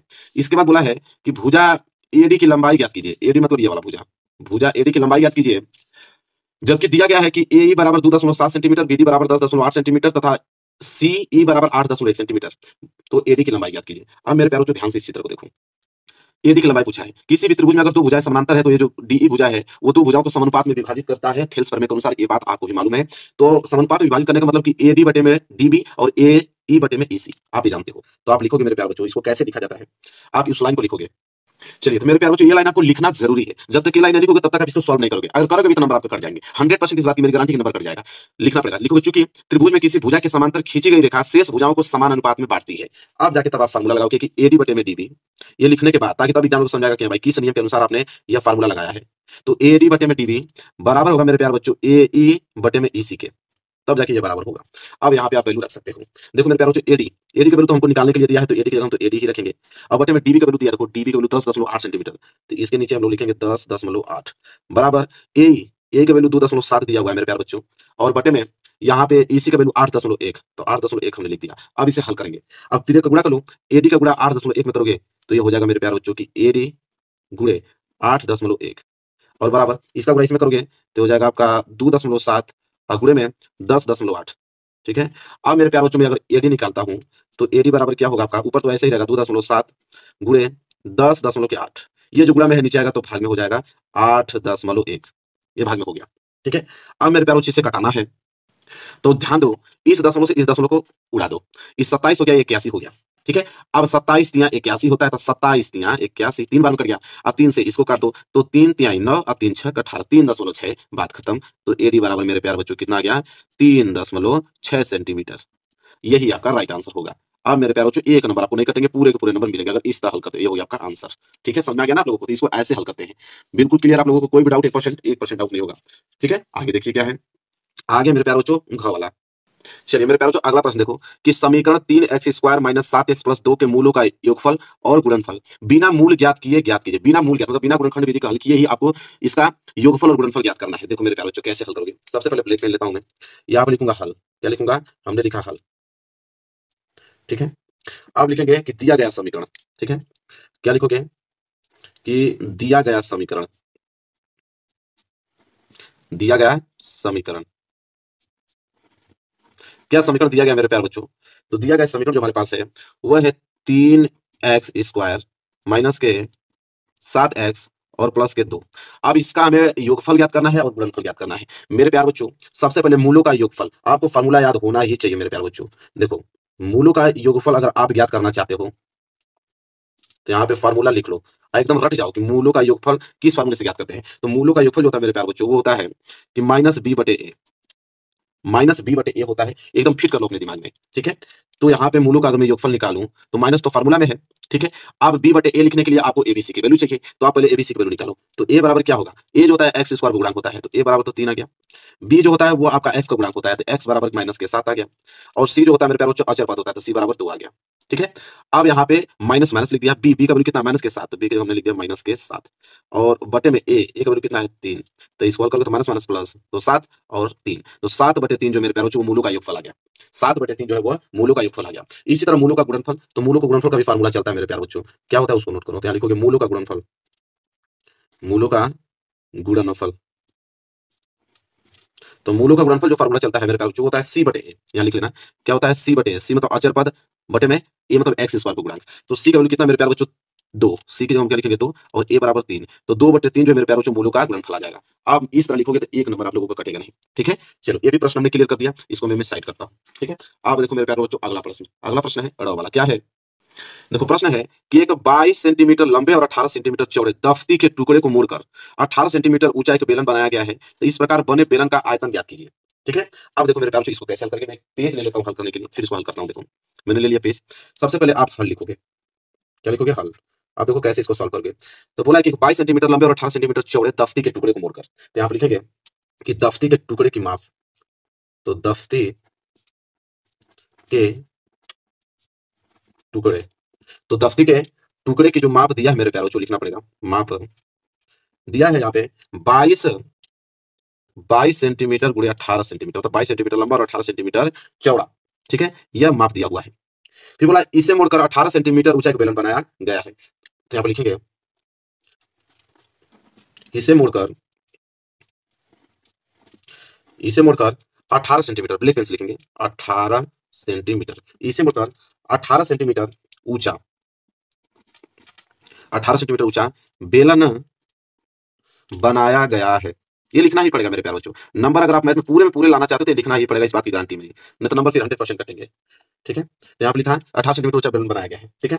अब मेरे प्यारे बच्चों देखो, सबसे पहले आप देखो दफ्ती के टुकड़े की माप 22 सेंटीमीटर है, 18 सेंटीमीटर, और इसे बोलकर 18 सेंटीमीटर ऊंचा एक बेलन बनाया गया है। ठीक है। तो आधार की परिधि कितनी होगी मेरे प्यारे बच्चों, 22 सेंटीमीटर। आधार की परिधि तो आपको तुरंत मान चल के 22 सेंटीमीटर हो गया। इससे त्रिज्या निकल जाएगा, यहाँ पे लिखेगा आधार की परिधि, आधार की परिधि तो यहाँ पे आधार की जो परिधि होगी मेरी प्यारे बच्चों, वो तो हो जाएगा आपका 22 सेंटीमीटर। कितना दिया है? 22 सेंटीमीटर दिया हुआ है। अब देखो तो आधार की परिधि क्या होगा मेरे प्यारे बच्चों? 2 पाई आर। क्या होगा? 2 पाई आर होगा। अब 2 पाई आर मेरे प्यारे बच्चों 22 के बराबर है। ठीक है, तो यहाँ पे आप कैसे इसको लगाओगे? 2 आप पाई का मान 22/7 और त्रिज्या आर बराबर 22। ठीक है, अब मेरे प्यारे बच्चों यहाँ से अगर मैं आर निकालूं तो आर बराबर क्या हो जाएगा? 22 तो ऐसे ही रहेगा 22। ठीक है, अब ये 7 भाग में 7 ऊपर जाएगा तो गुणा में हो जाएगा। अब ये दोनों गुणा में है, नीचे आएगा तो दोनों भाग में आ जाएगा, 2 गुणे 22। इसके बाद अगर मैं आर निकालूं तो आप ध्यान दो कि 22 से 22 कैंसिल, ऊपर 7 बच गया और नीचे 2, तो त्रिज्या तो आपकी आ गई मेरे प्यारे बच्चों 7/2। जब त्रिज्या आपको मालूम चल गया मेरे प्यारे बच्चों, तो आपसे पूछा क्या है? आपसे पूछा है कि जो बेलन बना है तो बेलन का आयतन बताइए। तो बेलन का आयतन तो आप लिखिएगा अतः, नीचे लिखिएगा अतः बेलन का आयतन पूछा है तो अतः बेलन का आयतन। अब बेलन के आयतन का फॉर्मूला आपको मालूम रहेगा तब इसको हल कर पाओगे, अन्यथा नहीं हल कर पाओगे। तो बेलन का आयतन यहाँ पे डालोगे, बेलन का आयतन। अब बेलन के आयतन का फॉर्मूला क्या होता है मेरे प्यारे बच्चों? तो pi r square h, pi r square h, ये फॉर्मूला होता है बेलन के आयतन का। अब मेरे प्यारे बच्चों पाई का मान क्या रखोगे? 22/7 और त्रिज्या आपको मालूम चल गया 7/2, 7/2 क्योंकि आर का स्क्वायर है, इंटू एच। एच बोला है 18 सेंटीमीटर ऊंचा बेलन बनाया गया था ना, तो 18 सेंटीमीटर इसकी ऊंचाई हो जाएगी। अब कटाओ, अब कटाओगे मेरे प्यारे बच्चों ध्यान से देखो, 7 से 7 कैंसिल, 2 से कट जाएगा 11 बार में। ठीक है, 2 से कट जाएगा 2 9 18 9 बार में, तो यह हो जाएगा आप लोगों का 11 गुणा 9 में करोगे तो 11 9 99 और इधर बच गया गुणे में 7। अब 99 का गुणा आप 7 में कर दो मेरे प्यारे बच्चों तो 693 आ जाएगा, 693। अब आयतन निकाले हो तो सेंटीमीटर क्यूब में निकलेगा क्योंकि आयतन हमेशा क्यूब में निकलता है, तो 693 सेंटीमीटर क्यूब जो है मेरे प्यारे बच्चों इसका राइट आंसर हो जाएगा। अब एक नंबर आप लोगों का नहीं कटेगा, एक नंबर जो है एग्जामिनर नहीं काटेगा आप लोगों का। चलिए ये भी प्रश्न हमने क्लियर कर दिया। आगे देखो मेरे प्यारे बच्चों क्या है अगला प्रश्न, देखो च वाला। अगला प्रश्न मेरे प्यारे बच्चों च है, क्या है? वो अनुपात ज्ञात कीजिए कि जिसमें बिंदु -3, 10 और 6, -8 को मिलाने वाले रेखाखंड को बिंदु -1, 6 में विभाजित करता है। मतलब इतना विभाजित करता है, मतलब कह रहा है कि ये दो बिंदुओं को, ये जो बिंदु है किस अनुपात में विभाजित करता है, ये प्रश्न है। चलिए मेरे प्यारे बच्चों इसके लिए मैं एक स्केल ले लेता हूँ। स्केल की सहायता से हम क्या करेंगे, एक लाइनिंग खींचेंगे। एक हमने लाइनिंग खींच दिया। आप समझो प्रश्न क्या बोला है। बोला है कि वो अनुपात क्या कीजिए जिसमें बिंदु, दो बिंदु दिया है। ठीक है, अब मेरे प्यारे बच्चों हम क्या करेंगे, एक बिंदु यह है और एक बिंदु यह है। ठीक है, अब एक बिंदु का निर्देशांक आपको दिया है -3, 10, तो इसको हम लोग मान लेते हैं कि -3 और -10 दिया हुआ है। इस बिंदु का निर्देशांक मान लिया, और यह बिंदु का निर्देशांक दिया है 6, 8, 6 और -8 दिया हुआ है। अब मेरे प्यारे बच्चों बोला है कि एक बिंदु है, यहाँ मध्य में एक बिंदु है। ठीक है, उस बिंदु का निर्देशांक है मेरे प्यारे बच्चों -1, 6 और यह बिंदु इन दो बिंदुओं को किस अनुपात में विभाजित करता है? तो मान लेते हैं कि m1 और m2 अनुपात में विभाजित करता है। वही अनुपात हमसे पूछा है मेरे प्यारे बच्चों, वही अनुपात हमसे पूछा है। आप देखो ध्यान से हम क्या करेंगे, यह होता है मेरे प्यारे बच्चों, यहाँ पे नोट कर लेना, इसको हम बोलते हैं x1, y1 और इसको बोलते हैं मेरे प्यारे बच्चों x2, y2 और ये जो मध्य में होता है इसको हम बोलते हैं x, y। ठीक है, यह बात आपको मालूम होना चाहिए। अब मेरे प्यारे बच्चों यहाँ पे लगाएंगे विभाजन सूत्र। क्या लगाएंगे? विभाजन सूत्र लगाएंगे। तो लिख लीजिएगा आप लोग विभाजन सूत्र। विभाजन सूत्र, अब विभाजन सूत्र आप लोगों को मालूम रहेगा तभी इस क्वेश्चन को लगा पाओगे। विभाजन सूत्र मेरे प्यारे बच्चों ये कहता है कि x बराबर, विभाजन सूत्र कहता है कि x बराबर m1 x2 प्लस में m2 x1 और बटे में मेरे प्यारे बच्चों m1 plus m2, m1 plus m2, ये होता है विभाजन सूत्र मेरे प्यारे बच्चों। अब ध्यान से आप देखोगे तो x का वैल्यू तो दिया है -1, तो x का आप रखोगे -1, कोई डाउट नहीं होना चाहिए, बराबर m1 की वैल्यू हमको ज्ञात करना है तो m1 इंटू x2 का वैल्यू देखो यहाँ पे 6 दिया हुआ है, 6 रखेंगे प्लस m2 हमको ज्ञात करना है मेरे प्यारे बच्चों इंटू x1 की वैल्यू देखो यहाँ -3 दिया है तो यहाँ पे लिखेंगे -3 और पूरे के पूरे बटे में m1 प्लस m2 तो m1 प्लस m2, कोई डाउट नहीं होना चाहिए मेरे प्यारे बच्चों। अब देखो ध्यान से, अब इसका गुणा इतना में करोगे तो यह हो जाएगा -1 को गुणा m1 में करोगे तो यह हो जाएगा -m1, होगा कि नहीं? बिल्कुल। अब माइनस को गुणा प्लस में करोगे तो माइनस, फिर m2 को गुणा एक में करोगे तो m2 बराबर, इसका गुणा इसमें किया मेरे प्यारे बच्चों तो देखो क्या हो जाएगा, यह हो जाएगा 6m1 अब प्लस गुणा माइनस करोगे तो -3m2, होगा कि नहीं होगा? बिल्कुल होगा मेरे प्यारे बच्चों। अब देखो क्या करना है, यहाँ पे क्या करोगे मेरे प्यारे बच्चों कि -m1 और ये आपका 6m1 इधर आएगा तो -6m1 होगा बराबर, इधर आपका 3m2 है और -m2 उधर जाएगा तो +m2, होगा कि नहीं होगा? बिल्कुल होगा। अब यहाँ पे ध्यान दो, ये दोनों जुड़ जाएंगे तो -m1 -6m1 मिलकर हो जाएगा -7m1 बराबर। अब ये दोनों कट जाएंगे +3m2 और +m2 तो घटेगा तो हो जाएगा -2m2 बचेगा। अब माइनस से माइनस इधर कर दो खत्म। अब अनुपात निकाल लो m1 और इसको भेज दो इधर तो हो जाएगा m1 और m2 बराबर, तो इधर तो 2 है, ये गुणा में तो उधर जाएगा भाग में आ जाएगा, तो मतलब किस अनुपात में? तो अगर मैं m1 और m2 का अनुपात निकालूं मेरे प्यारे बच्चों तो आ जाएगा 2:7, यही अनुपात में विभाजित करेगा मेरे प्यारे बच्चों और यही आपका आंसर कहलाएगा। इसी तरह आप लोगों को हल करना, एक नंबर आप लोगों को नहीं कटेगा मेरे प्यारे बच्चों। आई होप आपको पूरा का पूरा यह प्रश्न क्लियर हो गया होगा अच्छे तरीके से। मैं इकलौता ऐसा चैनल हूं जो कि 95% टारगेट लेके पूरा दीर्घ उत्तरीय प्रश्न कराने वाला हूं इस बार। देखो प्रश्न नंबर तीसरा से दीर्घ उत्तरीय स्टार्ट हो रहा है। तीसरा, फिर इसके बाद तीसरा का आठवां हम लोग करेंगे, इसके बाद चौथा प्रश्न करेंगे, चौथा के इसके बाद आठवां हम प्रश्न करेंगे मेरे प्यारे बच्चों, इसके बाद हम लोग पांचवां प्रश्न करेंगे, इसके बाद पांचवां को हम लोग आठवां करेंगे। मेरी गारंटी मेरे प्यारे बच्चों, दो प्रश्न यहाँ से, दो प्रश्न यहाँ से, दो प्रश्न यहाँ से। अगर आपने दीर्घ उत्तरीय का 6 प्रश्न ये तैयार कर लिया तो समझ लो कि आप लोग दीर्घ उत्तरीय के सारे ट्यूशन करके आओगे। इतने ज्यादा ये इंपॉर्टेंट ट्यूशन है मेरे प्यारे बच्चों। आप लोग पढ़े लिखे हो, आप तैयारी कर रहे हो, आप कोचिंग किए हो, मेरे यहाँ से क्लास किए हो, आपको खुद इन ट्यूशनों को जानकारी होगी और मैं अपना पूरा अनुभव बता रहा हूं। ये सारे क्वेश्चन आपके एग्जाम में बनने वाले हैं, कोई रोक नहीं सकता है। इसलिए मैं आप लोगों को दीर्घ उत्तरीय बता रहा हूं। कोई YouTube चैनल पे दीर्घ उत्तरीय आप लोगों को सॉल्यूशन सहित स्टेप बाय स्टेप नहीं बता सकता है। वीडियो को लाइक कर देना, चैनल पे ना तो चैनल को जरूर सब्सक्राइब करना। ये सारे ये 6 क्वेश्चन आपके दिमाग में रटे होने चाहिए, बिल्कुल दिमाग में रटा होना चाहिए। कोई भी क्वेश्चन दे दे 2 मिनट में इसको लगा लो आप। मेरे प्यारों में ज्यादा आप लोगों को इंतजार नहीं कराऊंगा, तुरंत क्वेश्चन की तरफ बढ़ूंगा। तीसरा प्रश्न है कि 2 अंकों की एक संख्या एवं उसके अंकों को उलटने पर बनी संख्या का योग जो है 66 है। यदि संख्या का अंकों का अंतर 2 हो तो संख्या ज्ञात कीजिए और ऐसी संख्याएं कितनी संभव है। मेरे प्यारों जो बहुत आसान तरीके से मैं आप लोगों को बताऊंगा एक एक स्टेप करके, ताकि सारे बच्चों को आपको समझ में आ जाए। देखो मैंने एक पेज ले लिया हल करने के लिए। कैसे हल करेंगे मेरे प्यारों? देखो सबसे पहले यहाँ पे आप लिखोगे हल, ठीक है। सबसे पहले यहाँ पे आप लिखोगे मेरे प्यारों हल। इसके बाद देखो कह रहा है कि 2 अंकों की एक संख्या उसके अंकों को उलटने पर बनी संख्या के योग 66 है। सबसे पहले कोई अगर 2 अंकों की संख्या मेरे प्यारों तो जाहिर सी बात उसमें एक इकाई का अंक होगा, एक दहाई का अंक होगा। होगा कि नहीं? बिल्कुल होगा। तो हम लोग मानेंगे कि माना इकाई का अंक, माना इकाई का अंक,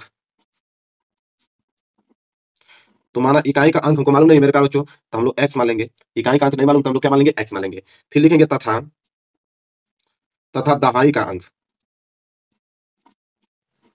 तथा दहाई का अंक। अब दहाई का अंक एक को हमने अगर x मान लिया तो दहाई के अंक हम y मान लेंगे, सिंपल बात है। तो हम दहाई के अंक हम लोग यहाँ पे y मान लेते हैं। इकाई का अंक x मान लिया, दहाई का अंक हमने y मान लिया। अब मेरे प्यारे बच्चों अगर मैं वास्तविक रूप देखूं इसका, वास्तविक रूप अगर हम इसका निकालें, वास्तविक रूप मतलब समझते हो, मैं बताता हूँ। वास्तविक रूप मतलब कि अगर इकाई का अंक x और दहाई का अंक y है तो इन 2 अंकों से कौन संख्या बनेगी? तो संख्या कैसे बनती है कि दहाई में 10 का गुणा करते हैं और इकाई को जोड़ देते हैं, तभी तो संख्या बनती है। तो दहाई y है तो इसमें 10 का गुणा करोगे तो हो जाएगा आपका 10y और प्लस इकाई आपका x है तो उसमें x जोड़ देंगे। अब ये आपका वास्तविक रूप बन गया। अब ये संख्या आपकी बन गई 10y प्लस x। कोष्टक में इसको कर दो पैक, वास्तविक रूप हो गया। इसके बाद देखो कह रहा है कि 2 अंकों की एक संख्या उसके अंकों को पलटने पर बनी संख्या। अगर मैं अंक को पलट दूंगा तो संख्या कौन बनेगी? ठीक है, तो हम लोग लिखेंगे पलटने पर बनी संख्या। यहां से आप लिखिएगा कि पलटने पर बनी संख्या, पलटने पर बनी संख्या। तो अगर हम अंकों को पलट देंगे तो संख्या क्या बनेगी मेरे प्यारे बच्चों? तो अगर अंकों को पलट देंगे तो इकाई का अंक y हो जाएगा, दहाई का अंक x हो जाएगा। अब दहाई में हम 10 का गुणा करेंगे तो ये हो जाएगा 10x और प्लस y हो जाएगा। अगर अंकों को पलट देंगे तो हमारी संख्या तो यही बनेगी 10x प्लस y। इसको आप कोष्टक में कर दो पैक, ठीक है। यहाँ तो हो गया आपको क्लियर, कोई भी डाउट यहाँ तक 1% है नहीं। अब प्रथम शर्तानुसार जैसे जैसे बोला होगा, चूंकि हम लिखेंगे प्रथम शर्तानुसार, जिस तरह क्वेश्चन बोलेगा उस तरह समीकरण बनाते चले जाएंगे। तो यहाँ पे आप ब्लैक पेन से लिखोगे प्रथम शर्तानुसार। इसी तरह आपको एग्जाम में करना, तब जाके आपको पूरा नंबर मिलेगा 6 में 6, नहीं तो फिर नंबर काट लिया जाएगा। अगर आप डायरेक्ट इसको हल करना चालू कर दोगे ना तो नंबर आप लोगों का कट जाएगा, किसी कीमत पे कट जाएगा। ठीक है, आपको स्टेप बाय स्टेप करना है। प्रथम शर्तानुसार क्या बोला मेरे प्यारे बच्चों कि 2 अंकों की एक संख्या उसके अंकों को पलटने पर बनी संख्या के योग 66 है।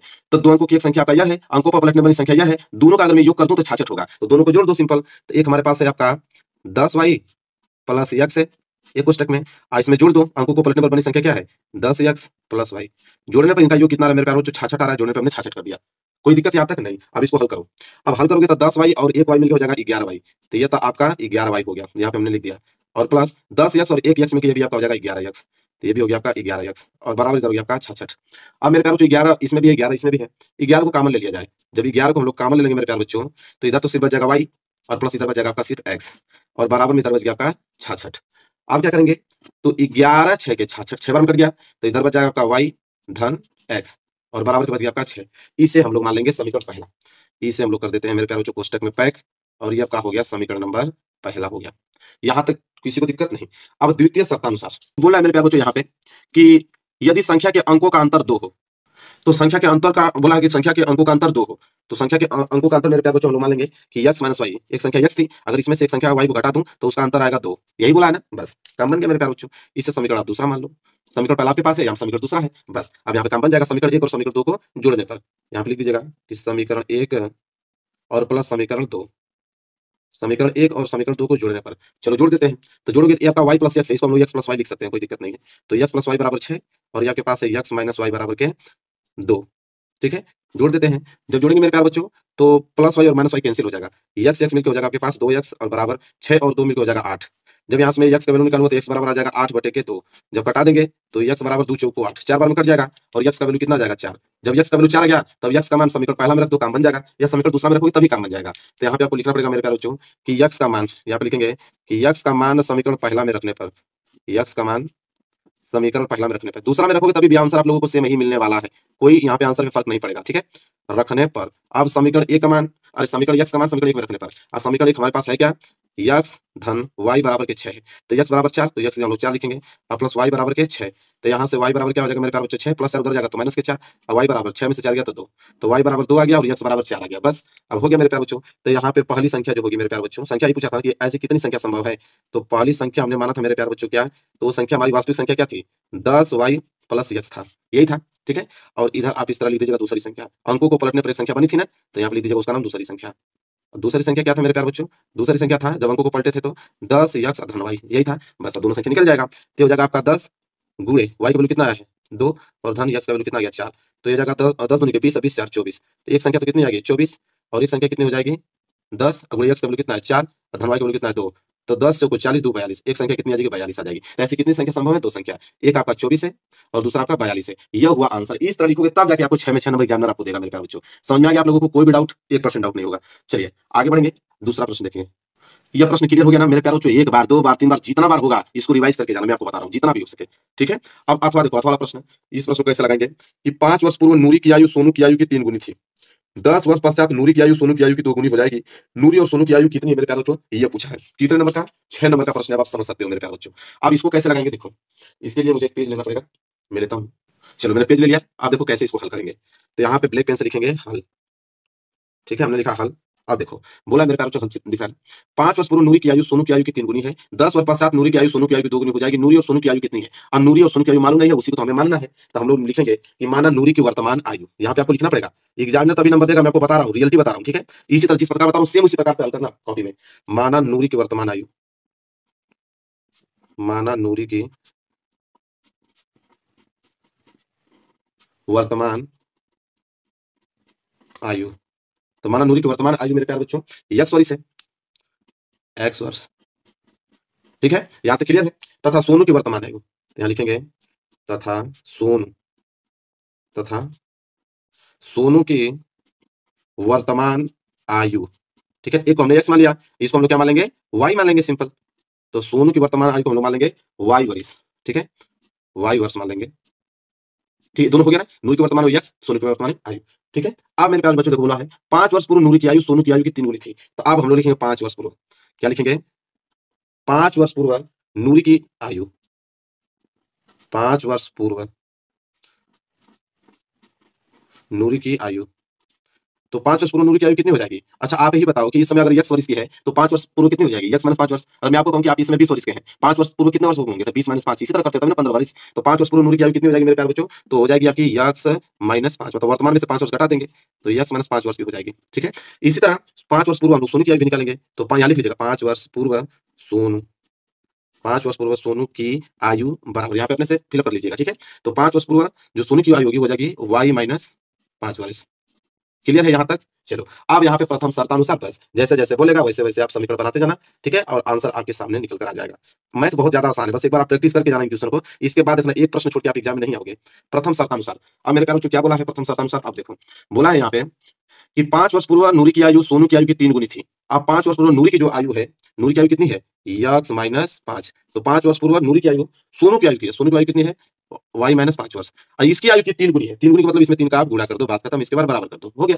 5 वर्ष पूर्व नूरी की आयु सोनू की आयु की 3 गुनी है, बात खत्म। जैसे बोला वैसे हमने कर दिया। अब देखो क्या हो जाएगा, ये हो जाएगा x माइनस के 5 बराबर 3 को गुणा जब y में करोगे तो हो जाएगा 3y और माइनस 5 आई 15।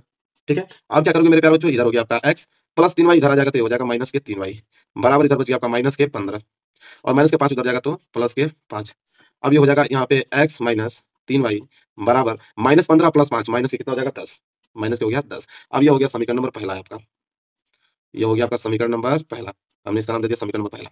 ठीक है, अब द्वितीय शर्तानुसार यहाँ पे हेडिंग डालोगे द्वितीय शर्तानुसार, इसी तरह एग्जाम में कीजिएगा फिर देखिए कैसे आपका नंबर आता है। ठीक है, मैथ में देखता हूँ कौन फेल कर देगा आपको, कोई नहीं, बस बस आप रेगुलर रहो मेरे स्टूडेंट, जो प्रश्न बता रहा हूँ उसको बस याद कर लो। द्वितीय शर्तानुसार, और द्वितीय शर्तानुसार पढ़ेंगे फिर से, कह रहा है कि 10 वर्ष पश्चात नूरी की आयु सोनू की आयु की 2 गुनी हो जाएगी। 10 वर्ष पश्चात, अब फिर उसी तरह जैसे लिखे हैं इसी तरह 10 वर्ष पश्चात लिखना पड़ेगा हमें, तो हम लिखेंगे कि 10 वर्ष बाद, यहाँ पे अगली हेडिंग वाली रहेगी 10 वर्ष बाद नूरी की आयु, 10 वर्ष बाद नूरी की आयु। अब मेरे प्यारे बच्चों बताओ, वर्तमान में वो x वर्ष की थी तो 10 वर्ष बाद क्या होगा, x प्लस 10 वर्ष होगा, और क्या होगा x प्लस 10 वर्ष होगा। ये तो सिंपल है। इसी तरह 10 वर्ष बाद सोनू की आयु, तो यहाँ पे लिख लीजिएगा 10 वर्ष बाद, यहाँ पे नाम रहेगा सोनू, और इसके बाद की आयु अपने से लिख लीजिएगा। तो 10 वर्ष बाद सोनू की आयु, तो प्रेजेंट टाइम में वो y वर्ष का है, तो 10 वर्ष बाद कितना हो जाएगा y प्लस 10 वर्ष। हो गया बस। अब मेरे प्यारे बच्चों देखो क्या बोला था प्रश्न में कि 10 वर्ष पश्चात नूरी की आयु सोनू की आयु की 2 गुनी हो जाएगी। बस वही काम करना है। नूरी की आयु हमारे पास क्या है x प्लस 10, और सोनू की आयु हमारे पास क्या है y प्लस 10, और इसकी 2 गुनी हो जाएगी, मतलब 2 का गुणा कर दो इसमें, इसके बाद बराबर कर दो, सिंपल। ठीक है। अब मेरे प्यारे बच्चों ये हो जाएगा यहाँ पे x प्लस के 10 बराबर 2 को गुणा y में करोगे तो 2y, और प्लस 10 दूनी के 20। इसके बाद यहाँ पे हो जाएगा आपका x, और प्लस 2y इधर आएगा तो हो जाएगा माइनस के 2y, बराबर इधर हो गया 20, प्लस के 10 उधर जाएगा तो माइनस के 10। अब हल करेंगे तो हो जाएगा आपका x माइनस 2y बराबर 20 में से 10 गया तो 10। इससे आप मान लो समीकरण नंबर दूसरा। ये हो गया आपका समीकरण नंबर दूसरा।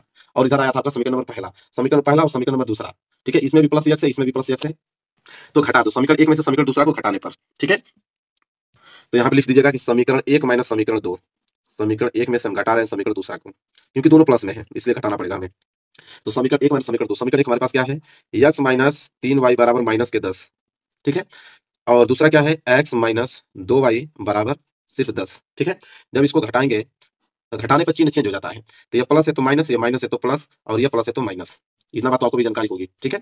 इसके बाद देखो प्लस एक्स और minus x cancel, minus 3y plus 2y घटेगा तो बचेगा सिर्फ माइनस के y बराबर माइनस 10 मिलकर हो जाएगा माइनस के 20।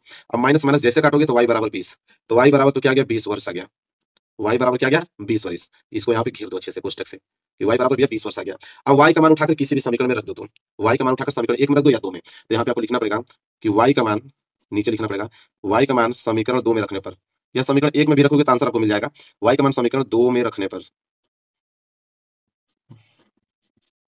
तो y का मान समीकरण 2 में रखने पर, अब समीकरण 2 में हमारे पास क्या है x माइनस 2y और बराबर के क्या है 10। तब हल करोगे तो हो जाएगा x माइनस 2 गुणे y आ गया, y की वैल्यू क्या रखोगे 20, और बराबर के हो जाएगा ये आपका 10। तो हो जाएगा x माइनस 20 दूनी के 40, और बराबर इधर हो गया आपका 10। जब ये x निकालोगे तो 10 और माइनस 40 उधर जाएगा तो प्लस के 40, तो हो जाएगा x बराबर 40 और 10 कितना हो जाएगा 50। अब ये आ गया 50 वर्ष, तो x बराबर 50 वर्ष और इधर y बराबर 20 वर्ष। अब यहाँ पे नूरी और सोनी की आयु निकल गया, तो लिखोगे लास्ट में कैसे, इसलिए नूरी की आयु, इसलिए नूरी की जो आयु होगी मेरे प्यारे बच्चों वो तो हो जाएगी आपको, नूरी की आयु को हमने क्या माना था x, तो ये हो जाएगा 50 वर्ष। ठीक है। और सोनू की आयु को हमने y माना था, तो लिखेंगे सोनू की आयु। ठीक है। सोनू की वर्तमान आयु, तो सोनू की आयु को हमने y माना था, तो y बराबर 20 वर्ष। बात खत्म। इस तरह लिखोगे तब जाके यह आंसर क्या लगा आपका एग्जाम में पूरा का पूरा नंबर आपको देगा। इस तरह करोगे तब समझ में आया आप लोगों को, तो ये होता है तरीका, यानी कि जैसे समझो वैसे सॉल्व कर दोगे। चलिए क्लियर हो गया ना अभी प्रश्न, कोई डाउट आपको नहीं। अगला प्रश्न देखो, अगला प्रश्न, यहाँ दोनों प्रश्न हमने अच्छे तरीके से आप लोगों को करा दिया। अगला प्रश्न नंबर चौथा है, क्या है देखो।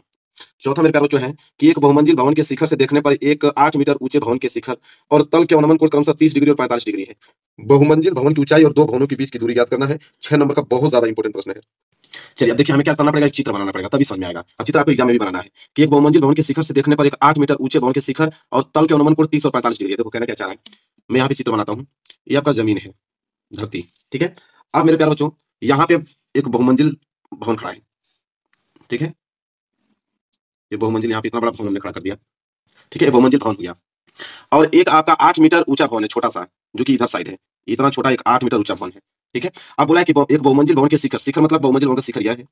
कह रहा है कि शिखर से देखने पर एक 8 मीटर, ये 8 मीटर ऊंचा भवन है, छोटा सा 8 मीटर ऊंचा भवन के शिखर और तल के अनुमान कोण 30 और 45 डिग्री। इसका शिखर और तल दोनों के यहाँ पे अनुमान कोण, ठीक है, दोनों के अनुमान कोण 30 और 45 डिग्री है। ठीक है। अब मेरे प्यारे बच्चों देखो कैसे करेंगे अनुमान कोण, मतलब कि नीचे से ऊपर देखने पर यहाँ पे मिलाएंगे ये वाला पोर्शन, और यहाँ पे मुझे क्षैतिज लाइन खींचना पड़ेगा। ठीक है। क्षैतिज लाइन यहाँ पे हम लोग क्या करेंगे, खींचेंगे क्षैतिज लाइन है। तो यहाँ पे ये तो 30 अंश दिया हुआ है, और उसके यहाँ पे तल का अगर अनुमान कोण देखा जाए, तल का यहाँ पे अनुमान कोण अगर मैं देखूं यहाँ वाला साइड, तो ये 45 है, तो इसको हम बना देंगे 45 अंश। क्लियर है, कोई डाउट आप लोगों को बिल्कुल नहीं होना चाहिए। तो ये 30 अंश कर दिया, हमने 45 अंश कर दिया, कोई दिक्कत नहीं। अब नामकरण थोड़ा कर देते हैं। इसका नाम आप ए रख लो, इसका नाम आप बी रख लो, इसका नाम आप सी रख लो, इसका नाम आप डी रख लो, और इसका नाम ई रख लो। यहाँ तक कोई दिक्कत आपको नहीं होना चाहिए, बिल्कुल नहीं होना चाहिए। अगर ये 8 मीटर है तो ये भी आपको हम लोग कर देंगे 8 मीटर, कर देंगे कि नहीं, बिल्कुल। अगर इतना 8 मीटर है तो भी हो जाएगा आपका 8 मीटर। ये हमको ईडी नहीं मालूम, तो ईडी को हम लोग एच मान लेते हैं। क्या मान लेते हैं, एच मीटर मान लेते हैं। ठीक है। यहाँ तक कोई दिक्कत नहीं। इसको हम लोग क्या करेंगे मेरे प्यारे बच्चों, ये वाली जो दूरी है इसको हम एक्स मान लेते हैं, मालूम नहीं तो हम लोग एक्स मान लेंगे। जब ये एक्स हो जाएगा तो यहाँ से लेके ये भी क्या हो जाएगा, एक्स हो जाएगा। ठीक है, यहाँ तक अभी कोई चित्र में दिक्कत है? कोई दिक्कत नहीं, जिस तरह बोला उस तरह हमने क्या किया, बिल्कुल बना दिया। ये फिगर आप लोगों को बन के हो गया मेरे प्यारे बच्चों बिल्कुल तैयार। अब हमें करना पड़ेगा सिर्फ कैसे करेंगे, देखो एक बहुमंजिल भवन के शिखर से देखने पर 8 मीटर ऊंचे भवन के शिखर और तल के अनुमान पर 30-45 है। बहुमंजिल भवन की ऊंचाई और दो भवनों के बीच की दूरी ज्ञात कीजिए। तो बहुमंजिल भवन की ऊंचाई मतलब ये पूरा ईसी ज्ञात करने के लिए बोला है कि ईसी ज्ञात करो और दो भवनों के बीच की दूरी मतलब बीसी की दूरी ज्ञात करो, यही बोला है। ठीक है, कैसे हल करेंगे मेरे प्यारे बच्चों, देखो ये तो फिगर हो गया, मैं फिगर को करता हूँ साइड और एक पेज हमने ले लिया नया से। ठीक है, आप देखो कैसे हल करेंगे। अब यहाँ पे त्रिभुज ईडीए में देखो, त्रिभुज ईडीए, ये वाला त्रिभुज दिख रहा है ईडीए। ईडीए में मेरे प्यारे बच्चों अब हम लोग लगाएंगे, ईडीए में हम लोग लगाएंगे लंब बटे आधार। ये लंब दिया हुआ है आधार है और लंब बटे आधार होता है tan थीटा में। ठीक है, अब चित्र देख लेना ईडीए। अब लिखेंगे हम लोग यहाँ पे कि त्रिभुज ईडीए में, अब त्रिभुज ईडीए में मेरे प्यारे बच्चों लंब बटे आधार लगाएंगे। ठीक है, तो लंब हमारे पास क्या है ईडी और आधार हमारे पास है एडी। तो यहाँ पे हो जाएगा ईडीए में लंब हमारे पास ईडी और आधार हमारे पास था एडी, तो ईडी बटे एडी बराबर हो जाएगा tan थीटा। थीटा का वैल्यू कितना अंश रखेंगे 30 अंश, क्योंकि उस त्रिभुज में 30 अंश ही है, देखो 30 अंश, तो थीटा की हमने रखा 30 अंश। अब ईडी का वैल्यू था हमारे पास एच, देखो ईडी का वैल्यू है एच और एडी का वैल्यू है एक्स। तो ईडी की जगह हम लोग रखेंगे मेरे प्यारे बच्चों एच और एडी की जगह रखेंगे यहाँ पे एक्स बराबर tan 30 अंश का वैल्यू कितना होता है 1/करनी में 3, तो ये हो जाएगा 1/करनी में 3। कोई डाउट यहाँ तक नहीं। यक्स गुणा जब 1 में करोगे तो हो जाएगा आपका यक्स बराबर करनी में 3 गुणा यच में करोगे तो हो जाएगा यच करनी में 3। बस सिंपल, कितना देखो कितना बढ़िया तरीके से समीकरण नंबर 1 यहाँ बन के हो गया तैयार, बिल्कुल बिना सोचे समझे कितना अच्छा सा है समीकरण पहला हमने कर दिया बिल्कुल तैयार। अब मेरे प्यारे बच्चों ईसीबी में, अब बड़ा वाला में आइए ईसीबी, बड़े वाले त्रिभुज में जिसमें 45 अंश कोण है, इसमें भी लंब बटे आधार लगाएंगे tan थीटा। लंब हमारे पास है ईसी, आधार हमारे पास है बीसी। आप देखो कैसे लिखेंगे, नीचे से लिखेंगे। अब यहाँ पे लिखेंगे त्रिभुज ईसीबी में, त्रिभुज ईसीबी में, अब त्रिभुज ईसीबी में लंब था हमारे पास ईसी अभी हमने दिखाया और आधार हमारे पास क्या है बीसी अभी हमने दिखाया, वो हो जाएगा tan 45 अंश के, क्योंकि उसमें 45 अंश ही था तो tan 45 अंश के बराबर। अभी हमने आपको बताया कि ईसी का वैल्यू क्या होगा, ई और सी का वैल्यू क्या होगा यच धन 8, यच दूरी और ये 8, यही तो ईसी होगा, तो ईसी बराबर यच धन 8 और बीसी का वैल्यू कितना है यच, तो ईसी की जगह तो हम लोग रखेंगे यच धन 8 और बटे में बीसी का वैल्यू कितना था यच था, तो यच और tan 45 अंश का वैल्यू होता है 1। ठीक है, अब इसे हल करेंगे तो यच प्लस 8 बराबर यक्स गुणा 1 में होगा तो हो जाएगा यक्स। ठीक है, अब ये हो गया मेरे प्यारे बच्चों समीकरण नंबर दूसरा। लो भाई कितना बढ़िया से तैयार हो गया, ये हो गया समीकरण नंबर दूसरा। ठीक है, यहाँ तक कोई डाउट नहीं। अब क्या करोगे हम कि इसी समीकरण में यच प्लस 8 बराबर यक्स, यक्स की जगह हम क्या रख सकते हैं, तो यक्स की जगह हम यच प्लस 3 रख सकते हैं और यच करनी में 3 रख सकते हैं, बिल्कुल, तो यक्स की जगह हमने रख लिया यच करनी में 3। अब यहाँ से देखो क्या करेंगे हम, 8 को इस साइड रहने दो बराबर यच करनी में 3 और यच प्लस यच उधर जाएगा तो माइनस के क्या हो जाएगा यच, तो हो गया 8 बराबर इन दोनों में यच कॉमन ले लो, यच कॉमन ले लोगे तो इधर बच जाएगा करनी में 3 और माइनस यहाँ बच जाएगा 1। ठीक है, बचेगा कि नहीं, बिल्कुल 100% बचेगा। अब इसको बटे में लेके आओ तो यच 8 और ये आएगा करनी में 3 पर माइनस 1 बटे में, तो करनी में 3 और माइनस 1 बराबर इधर हो जाएगा आपका एच। अब मेरे प्यारे एच बराबर इतना आ गया। अब इसका हम करेंगे परिमेयकरण, तो परिमेयकरण क्या होता है 8 बटे करनी में 3 माइनस 1। ठीक है, परिमेयकरण का मतलब गुणा कर दो, इसका चिन्ह चेंज कर कर करनी में 3 प्लस 1 और बटे में करनी में 3 प्लस 1, ये परिमेयकरण करना जानते हो ना आप लोग, और बराबर इधर बच गया आपका एच।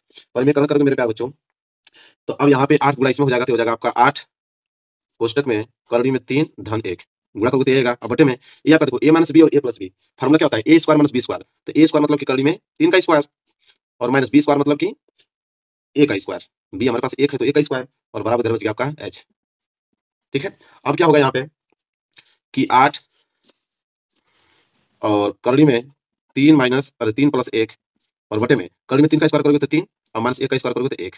अब ये हो जाएगा आपका 8 करनी में 3 धन 1 और बटे में 3 में से 1 जाएगा तो 2 घटा दो, 2 चौको 8 4 में कट जाएगा तो हो जाएगा 4 कोष्टक में करनी में 3 धन 1 बराबर यच। हो गया कि नहीं, बस देखो यच का भी वैल्यू आ गया। अब मेरे प्यारे बच्चों देखो अब हम निकालेंगे बहुमंजिल भवन की ऊंचाई। ठीक है, तो लिखेंगे इसलिए बहुमंजिल भवन की ऊंचाई, क्योंकि सारा वैल्यू निकल गया। अब यहाँ पे लिखना है लास्ट में बहुमंजिल भवन की ऊंचाई, बहुमंजिल भवन की ऊंचाई। तो बहुमंजिल भवन की ऊंचाई क्या था मेरे प्यारे बच्चों, तो देखो चित्र दिखाता हूँ। बहुमंजिल भवन की ऊंचाई था यच प्लस 8, यही तो था, तो बहुमंजिल भवन की ऊंचाई यच धन 8 था और यच का वैल्यू अभी निकला है, यच का वैल्यू कितना निकला अभी दिखाता हूँ। यच का वैल्यू निकला है 4 करनी में 3 प्लस 1, ये हो जाएगा यच का वैल्यू 4 कोष्टक में करनी में 3 धन 1 और प्लस के 8। अब यहाँ पे क्या किया जाएगा मेरे प्यारे बच्चों, तो गुणा कर दो, 4 को गुणा जब करनी में 3 में करोगे तो हो जाएगा 4 करनी में 3 और प्लस 4 को गुणा 1 में करोगे तो 4 और प्लस हो जाएगा 12 से 8, तो हो जाएगा 4 करनी में 3 8 4 कितना होता है 12। ठीक है, अब मेरे प्यारे इसको हम ऐसे लिख सकते हैं, 12 को आगे लिख लो और प्लस 4 करनी में 3 को पीछे लिख दो और इतना मीटर लिख दो, ये हो गया बहुमंजिल भवन की ऊंचाई। इतना ज्यादा इंपॉर्टेंट है मेरे प्यारे बच्चों, क्वेश्चन समझ लो, इतना ज्यादा इंपॉर्टेंट कोई यूट्यूब चैनल पे आपको नहीं बताएगा इस तरह से। ठीक है, और मेरे प्यारे बच्चों यहाँ पे समीकरण 1 से, ठीक है, यहाँ पे एक चीज लिखना है। समीकरण 1 से देखा जाए तो समीकरण 1 से हमें देखने से ये मिलेगा। समीकरण 1 में दिखाता हूँ आपको। समीकरण 1 हमारे पास क्या था? x बराबर यच कड़ी में 3। तो यहाँ पे लिखेंगे समीकरण 1 से x बराबर यच कड़ी में 3, यही तो था। तो इससे हमें क्या मालूम चलेगा कि यहाँ पे x बराबर यच का वैल्यू कितना आया था? तो यच का वैल्यू मेरे प्यारे बच्चों 4 और कड़ी में 3 धन 1, यही तो आया था। और गुणे ये कड़ी में 3 रख लो इस तरह। तो यच की जगह हमने इसका वैल्यू रख लिया कड़ी में 3। जब इसे हल करोगे तो मेरे प्यारे बच्चों क्या आ जाएगा यहाँ पे कि 4 और कोष्टक में कड़ी में 3 धन 1 और गुणा कटा दो साइन तो इतना आ जाएगा। ठीक है, अब दो भवनों के बीच की दूरी पूछा था ना। अब देखो दो भवनों के बीच की दूरी, दो भवनों के बीच की दूरी, तो दो भवनों के बीच की दूरी क्या होगा? अभी मैं चित्र में दिखाता हूँ। तो दो भवनों के बीच की दूरी था मेरे प्यारे बच्चों, तो दो भवनों के बीच की दूरी क्या था? बीसी। अब बीसी जो है वो यक्स है। तो दो भवनों के बीच की दूरी बीसी था, अब बीसी हमारे पास यक्स है। ठीक है, और यक्स वैल्यू इतना ही आया है। तो इसे हल करोगे तो कैसे हल करोगे? देखो 4 और कड़ी में 3 धन 1 और गुणे में क्या था? कड़ी में 3 ना। देखो कैसे हल करोगे? 4 कड़ी में 3 गुणा कड़ी में 3 करोगे तो ये 3 आ जाएगा। अब प्लस कड़ी में 3 गुणा में करोगे तो ये आ जाएगा कड़ी में 3। अब इसको गुणा करोगे तो 4 3 12 और प्लस 4 कड़ी में 3 गुणा करोगे तो 4 कड़ी में 3 आ जाएगा। बात खत्म। इतना मीटर दो भवनों के बीच की दूरी आ गया। तो दो भवनों के बीच की दूरी भी हमने ज्ञात कर लिया और बहुमंजिल भवन की ऊंचाई भी हमने ज्ञात कर लिया। यह है तरीका मेरे ख्याल से 6 नंबर लाना है। तो इतना बड़ा क्वेश्चन ऐसे सॉल्व करना पड़ेगा, तब जाके आपको नंबर मिलेगा। समझ में आया? चलिए अगला क्वेश्चन देखते हैं।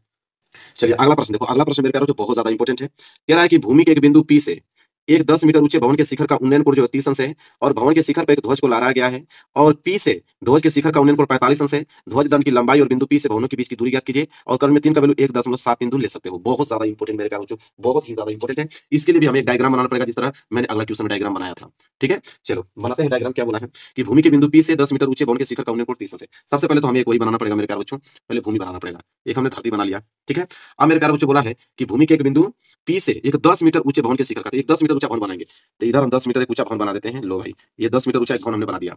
अब देखो क्या बोला है कि भूमि के बिंदु P से, मान लेते हैं वो बिंदु P जो है यहाँ पे है, ये बिंदु P हमने मान लिया। तो बिंदु P से 10 मीटर ऊंचा भवन, ये जो भवन है मेरे प्यारे बच्चों कितना मीटर है? 10 मीटर ऊंचा भवन है। तो 10 मीटर ऊंचे भवन के शिखर का उन्नयन कोण 30 अंश है। तो यहाँ पे लिखेंगे उन्नयन कोण, ये उन्नयन कोण हो गया 30 अंश। ये हो गया आपका 30 अंश उन्नयन कोण है। इसके बाद बोला कि भवन के शिखर पर एक ध्वज लहराया गया है। तो भवन का शिखर यह है, इस पे ध्वज लहराया गया मतलब एक झंडा लहराया गया। चलो भाई हम एक झंडा लहरा देते हैं। देखो ये हो गया झंडा हमने लहरा दिया। ठीक है, ये झंडा लगा दिया, इसका नाम हमने, इसका पॉइंट ए नाम रख दिया, इसका हमने क्यू नाम रख दिया। ठीक है, फिर बोला है कि ध्वज को लहराया गया है और पी से ध्वज के शिखर का उन्नयन कोण 45 अंश है। तो पी से ध्वज के शिखर का उन्नयन कोण, तो ये वाला शिखर इसका ध्वज वाला ये होगा यहाँ तक 45 अंश, मतलब ये वाला यहाँ से लेकर यहाँ तक जो पोर्शन है वो 45 डिग्री है। ठीक है, क्लियर है यहाँ तक? फिर बोला है कि ध्वज दंड की लंबाई, मतलब ए क्यू की लंबाई बताओ और बिंदु पी से भवन की दूरी ज्ञात करो। मतलब पी से ये भवन की दूरी, इस पॉइंट को हम भी मान लेते हैं, मतलब पीबी की दूरी ज्ञात करो। ठीक है, अब देखो ये आपका थीटा है, थीटा के सामने भुजा लंब होती है, तो ये पूरा का पूरा जो भी भुजा होगी लंब कहलाएगी। ये 90 अंश से तो 90 सामने वाला भुजा कड़ कहलाती है, तो पूरा का पूरा जो भुजा होगा कड़ कहलाएगा और जो बचेगा ये पूरा का पूरा क्या कहलाएगा? आधार कहलाएगा।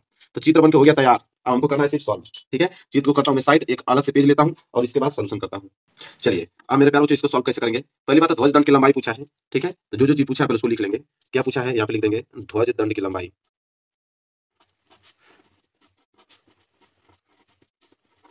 ध्वज दंड की लंबाई मेरे प्यारों से पूछा है। और ध्वज दंड की लंबाई कितना है यहाँ पे चित्र में दिखाता हूँ, तब समझ में आ जाएगा। ए क्यू था ध्वज दंड की लंबाई, मतलब ए क्यू। तो हमने यहाँ पे ध्वज दंड की लंबाई ए क्यू बराबर क्यू से मार के पूछा हुआ है। और बिंदु पी से भवन की दूरी पूछा था ना, यहाँ लिख लेंगे कि बिंदु पी से भवन की दूरी। तो बिंदु पी से भवन की दूरी का मतलब मेरे प्यारे बच्चों देखो पीबी की दूरी, पी और बी की दूरी। तो यहाँ पे हो जाएगा पीबी की दूरी हमसे पूछा है, पीबी बराबर क्वेश्चन मार्क। ये दो चीज हमसे पूछा हुआ है मेरे प्यारे बच्चों। अब हम डायरेक्ट चलेंगे त्रिभुज किस में? पीबीए में, त्रिभुज पीबीए में। अब मैं चित्र दिखाता हूँ आपको। त्रिभुज पीबीए मतलब पीबीए छोटा वाला त्रिभुज पीबीए, इस वाले त्रिभुज में जिसमें कोण 30 अंश है उसमें जा रहे हैं। तो लंब दिया हुआ आधार दिया, tan थीटा लगाएंगे काम बन जाएगा। तो त्रिभुज पीबीए में हम लोग लिखेंगे कि tan पी तो tan पी बराबर कितना अंश हो जाएगा? लंब बटे आधार। लंब हो जाएगा हमारे पास ए बी, आधार हो जाएगा पी बी। तो यहाँ पे लंब ए बी और आधार पी बी। तब यहाँ हो जाएगा टेन पी मतलब 30 अंश था उसमें, तो 30 अंश बराबर ए बी का वैल्यू कितना है? 10 मीटर भवन था और पीबी की दूरी हमको मालूम नहीं, तो पीबी की दूरी हम पीबी रहने देते हैं, बात खत्म। अब 30 अंश का वैल्यू होता है 1 कड़ी में 3, तो हो जाएगा 1 बटे कड़ी में 3 बराबर ये हो जाएगा 10 और बटे पीबी। पीबी तो हमको निकालना है, तो पीबी को गुणा 1 में करोगे तो हो जाएगा पीबी बराबर 10 को गुणा कड़ी में 3 करोगे तो हो जाएगा आपका 10 कड़ी में 3 इतना मीटर। तो भाई यहाँ से बिंदु पी से भवन की दूरी तो निकल गया, पीबी का वैल्यू कितना? 10 कड़ी में 3 निकल गया, बात खत्म। बिंदु पी से भवन की दूरी तो निकल गया, पीबी बराबर 10 कड़ी में 3 मीटर। ठीक है, अब हम क्या करेंगे? अगले त्रिभुज में जाएंगे, बड़े वाला में। कौन सा त्रिभुज? क्यू बी पी में। अभी मैं चित्र दिखाता हूँ, समझ आ जाएगा। क्यू बी पी में मतलब क्यू बी पी बड़े वाला त्रिभुज में, जिसमें थीटा जो है 45 अंश है, तो लंब बटे आधार, फिर वही फार्मूला लगेगा टेन वाला। तो आप लिखेंगे टेन पी, तो टेन पी बराबर लंब, ठीक है। तो लंब इस बार पूरा होगा, ये क्यू और बी पूरा ले रहा हूँ ना, तो क्यू भी हमारे पास लंब हो जाएगा, तो हो जाएगा क्यू बी बटे में आधार वही आपका रहेगा पी बी, नीचे आधार तो वही है आपका, तो 10p, तो इस बार 10p का वैल्यू 45 अंश लेंगे क्योंकि बड़े वाला त्रिभुज 45 अंश है, बराबर QB। ठीक है, QB को हम लोग क्या लिख सकते हैं, पूरा QB जो है उसको हम लिख सकते हैं QA प्लस AB, तो QB को हम लिख देंगे QA प्लस QB, और QB कह रहा हूँ AB, और बटे में तो आपका PB ऐसा ही रहेगा। यहाँ तक क्लियर है, कोई डाउट आपको नहीं होना चाहिए। 1045 का वैल्यू कितना होता है, 1, तो 1045 का वैल्यू 1 बराबर QA। ठीक है, तो यहाँ पे QA हमको वैल्यू मालूम है, तो QA को QA छोड़ देंगे, और प्लस AB, AB का वैल्यू हमको मालूम है, AB का वैल्यू 10 है, तो AB का वैल्यू यहाँ पे लिखेंगे 10, और PB का वैल्यू अभी जस्ट मैं निकाला हूँ 10 कड़ी में 3, तो हो जाएगा 10 कड़ी में 3। अब मेरे प्यारे बच्चों 10 कड़ी में 3 का गुणा 1 में होगा, तो 10 कड़ी में 3 हो जाएगा इस साइड, और बराबर इधर हो जाएगा आपका QA और प्लस में 10। ठीक है, अब क्या करेंगे मेरे प्यारे बच्चों कि 10 कड़ी में 3 प्लस 10 इधर आएगा तो माइनस के 10, इधर बच जाएगा QA। अब यहाँ 10 कॉमन ले लो। ठीक है, 10 कॉमन लेने का जो कड़ी में 3 का वैल्यू उनको दिया था, 10 गुणे कड़ी में 3, ट्यूशन में ही बोला था, ये देखो ट्यूशन लिखा था, ट्यूशन में ही बोला था कड़ी में 3 का वैल्यू 1.732 ले सकते हो, तो हम लोग ले लेंगे, करना क्या है, तो कड़ी में 3 का वैल्यू हम लोग ले लेंगे यहाँ पे 1.732 और माइनस 10 बराबर QA। ठीक है, जब इसे हल करेंगे मेरे प्यारे बच्चों 10 गुणा इतना करेंगे, ठीक है, तो ये हो जाएगा QA बराबर, अब मैं इस साइड से लिख रहा हूँ, QA बराबर 10 गुणा इसमें करो तो 10 इधर चला जाएगा, तो हो जाएगा 17.32 और माइनस के 10। ठीक है, तो QA बराबर मेरे प्यारे बच्चों कितना आ जाएगा यहाँ पे, जब हटा दोगे तो 7.32 मीटर, तो इतना मीटर QA का वैल्यू आ जाएगा। QA मतलब ध्वज दंड की लंबाई। ठीक है, तो ध्वज दंड की लंबाई कितना आ गया, 7.32 मीटर, बस ये हो गया आंसर। समझ में आया, और दो भवनों के बीच की दूरी हो गया 10 कड़ी में 3 मीटर, इस तरह लिखोगे तब नंबर आपको मिलेगा 6 नंबर। ठीक है, क्लियर है, कोई डाउट आप लोगों को नहीं होना चाहिए। चलिए इसको मैं साइड करता हूँ, अगला प्रश्न देखते हैं, प्रश्न नंबर यहाँ पे 5वां वाला। चलिए मेरे प्यारे बच्चों 5वां प्रश्न देखो क्या है कि एक बर्तन एक उल्टे शंकु के आकार का है, इसकी लंबाई 8 सेंटीमीटर है, और इसके ऊपर जो खुला हुआ भाग है उसके सिरे की त्रिज्या 5 सेंटीमीटर है, यह ऊपर तक पानी से भरा हुआ है। जब इस बर्तन में शीशे की कुछ गोलियां जिनमें प्रत्येक 0.5 सेंटीमीटर त्रिज्या वाला एक गोला है डाली जाती है, तो इसमें से भरे हुए पानी का 1/4 भाग बाहर निकल जाता है। बर्तन में पानी डाली गई शीशे की गोलियों की संख्या ज्ञात कीजिए। प्रश्न इतना ज्यादा इंपॉर्टेंट है कि लाजवाब प्रश्न है मेरे प्यारे बच्चों, बहुत इंपॉर्टेंट प्रश्न है, कैसे लगाएंगे देखो। इसको मैं यहाँ करता हूँ, ठीक है, एक पेज ले लेता हूँ। ठीक है, अब देखो एक बर्तन एक उल्टे शंकु के आकार का है, मुझे चित्र बनाना पड़ेगा। उल्टे शंकु का मतलब इस तरह का है, ठीक है, उल्टे शंकु का हो गया। तो यहाँ बोला है, मैं और छोटा कर देता हूं ताकि दिखे आप लोगों को, कि एक बर्तन एक उल्टे शंकु का आकार है, इसकी ऊंचाई 8 सेंटीमीटर है, ऊंचाई 8 सेंटीमीटर, मतलब यहां से लेकर यहां तक, ये जो पूरी ऊंचाई की अगर हम बात करें तो 8 सेंटीमीटर इसका ऊंचाई दिया हुआ है मेरे प्यारे बच्चों। इसके बाद बोला है, और इसके ऊपर फूला हुआ भाग, सिरे की त्रिज्या 5 सेंटीमीटर है। ये जो फूला हुआ भाग है, अगर मैं इसकी त्रिज्या बात करूं तो यहां से लेकर त्रिज्या है, तो आर बराबर कितना है, 5 सेंटीमीटर त्रिज्या दिया हुआ है। इसके बाद क्या बोला है, यह ऊपर तक पानी से भरा हुआ है, मतलब पूरा का पूरा पानी भरा हुआ है। इस बर्तन में शीशे की कुछ गोलियां हैं, जिनका प्रत्येक का 0.5 सेंटीमीटर त्रिज्या वाला एक गोला है। इसमें छोटी छोटी गोले की गोलियां भरी गई हैं, शीशे की गोलियां इस तरह। ठीक है, इसमें गोले की शीशे की गोलियां भरी हुई हैं, और इसका जो गोले का त्रिज्या है वह है आर बराबर 0.5 सेंटीमीटर। समझ में आया आप लोगों को। ठीक, इसके बाद बोला है कि इसमें मतलब उसको डाला गया है, इसमें से पानी भरे हुए पानी का 1/4 भाग बाहर निकल जाता है, मतलब उस गोली को डालते हैं तो भरा हुआ पानी उसका 1/4 भाग बाहर निकल जाता है। तो बर्तन में डाले गए शीशे की गोलियों की संख्या, कितनी गोली हमने डाला है कि पानी का 1/4 भाग बाहर निकल गया है, गोलियों की संख्या बताओ, ये पूछ रहा है। कैसे लगाएंगे देखो, लिखेंगे कि माना, क्या लिखेंगे, माना शंकु की त्रिज्या।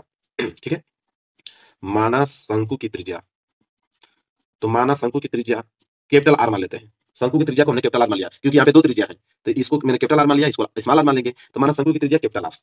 तब गोले की त्रिज्या भी दिया है, तो लिखेंगे तब गोले की त्रिज्या, इसको स्मॉल आर मान लेंगे, क्या करना है, तब गोले की त्रिज्या, तो ये को हमने कैपिटल आर मान लिया, तो गोले की त्रिज्या को हम लोग स्मॉल आर मान लेंगे, बात खत्म। ठीक है, अब लिखेंगे कि शीशों की जो गोली डाले गया है शीशे वाला, हमको तो उसकी संख्या मालूम है नहीं, तो वही मानेंगे। लिखेंगे कि माना शीशे की, माना शीशे की यन गोलियां, माना शीशे की यन गोलियों शंकु में है, मतलब हमने मान लिया कि टोटल यन गोलियां जो है शंकु में डाला गया है, क्योंकि हमको वही निकालना है, हमको मालूम नहीं, तो यन मान लिया हमने, यन गोलियां शंकु में है।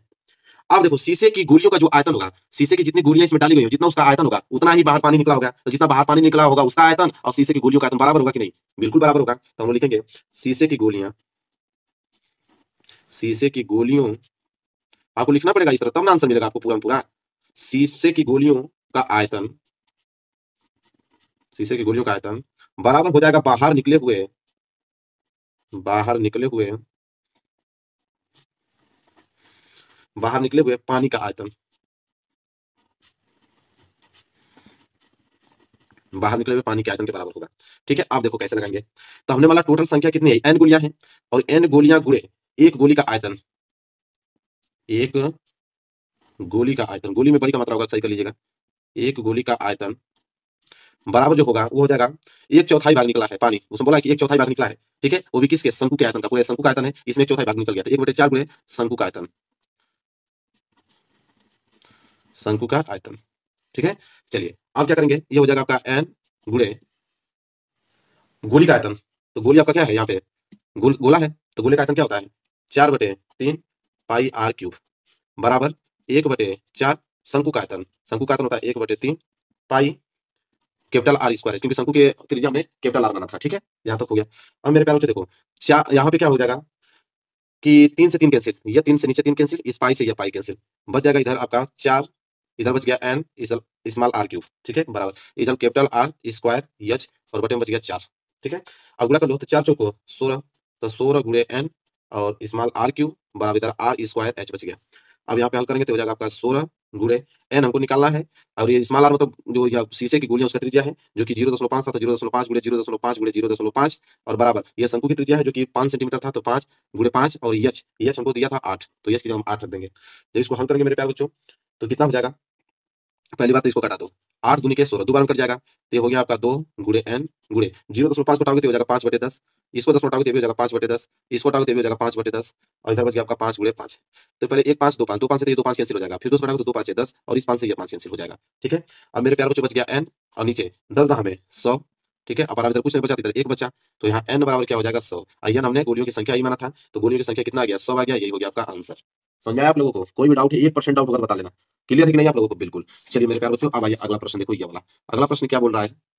अगला प्रश्न देखिए, कह रहा है कि एक गोलाकार कांच के बर्तन की एक बेलन के आकार की गर्दन है जिसकी लंबाई 8 सेंटीमीटर है और व्यास जो है 2 सेंटीमीटर है, जबकि गोलाकार भाग का व्यास जो है 8.5 सेंटीमीटर है। इसमें भरे जा सकने वाली पानी की मात्रा माप कर एक बच्चे ने यह ज्ञात किया कि इस बर्तन का आयतन 345 वर्ग सेंटीमीटर है।